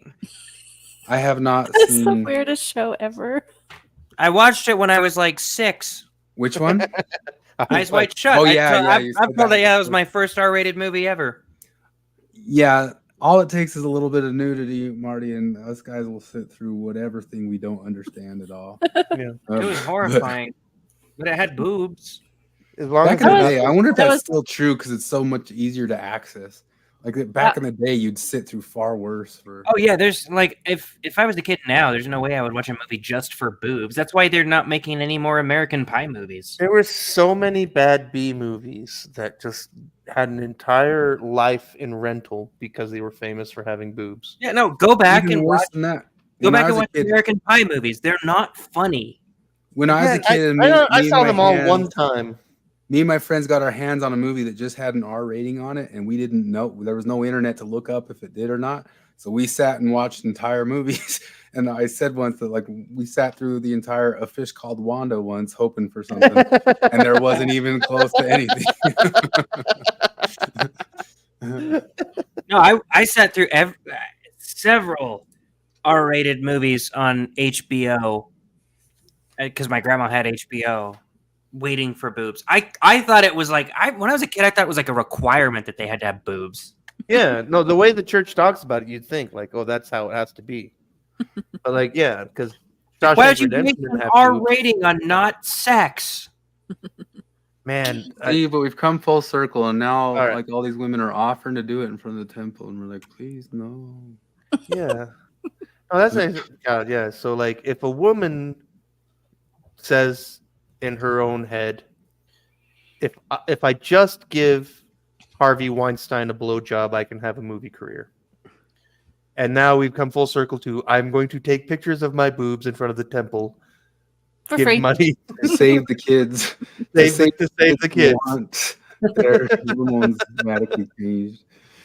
All I have to do is give Harvey Weinstein a blowjob, and I can have a multi-million-dollar film career. Okay. Yeah. All righty, Charlie All dog. right, y'all. Charlie Brown, you ready to do this? You thought you wasn't getting it, did you? Thanks for hanging out, everybody. Yeah. Thanks for coming on, Yeah. Marty. Yeah. Subjective reality, Esmeralda. Esmeralda. And That's the height beat of nihilism by donating. white And please pay some money to all of our sponsors that we had at the beginning. Yeah. Go buy yourself some great pairs of underwear and wear them. Go to the Shadow store Legends. and pay for them to make the T-shirts I suggested we sell. Do it on your own because I'm not doing it. All right. Thanks, ya. y'all. See ya. Catch y'all later.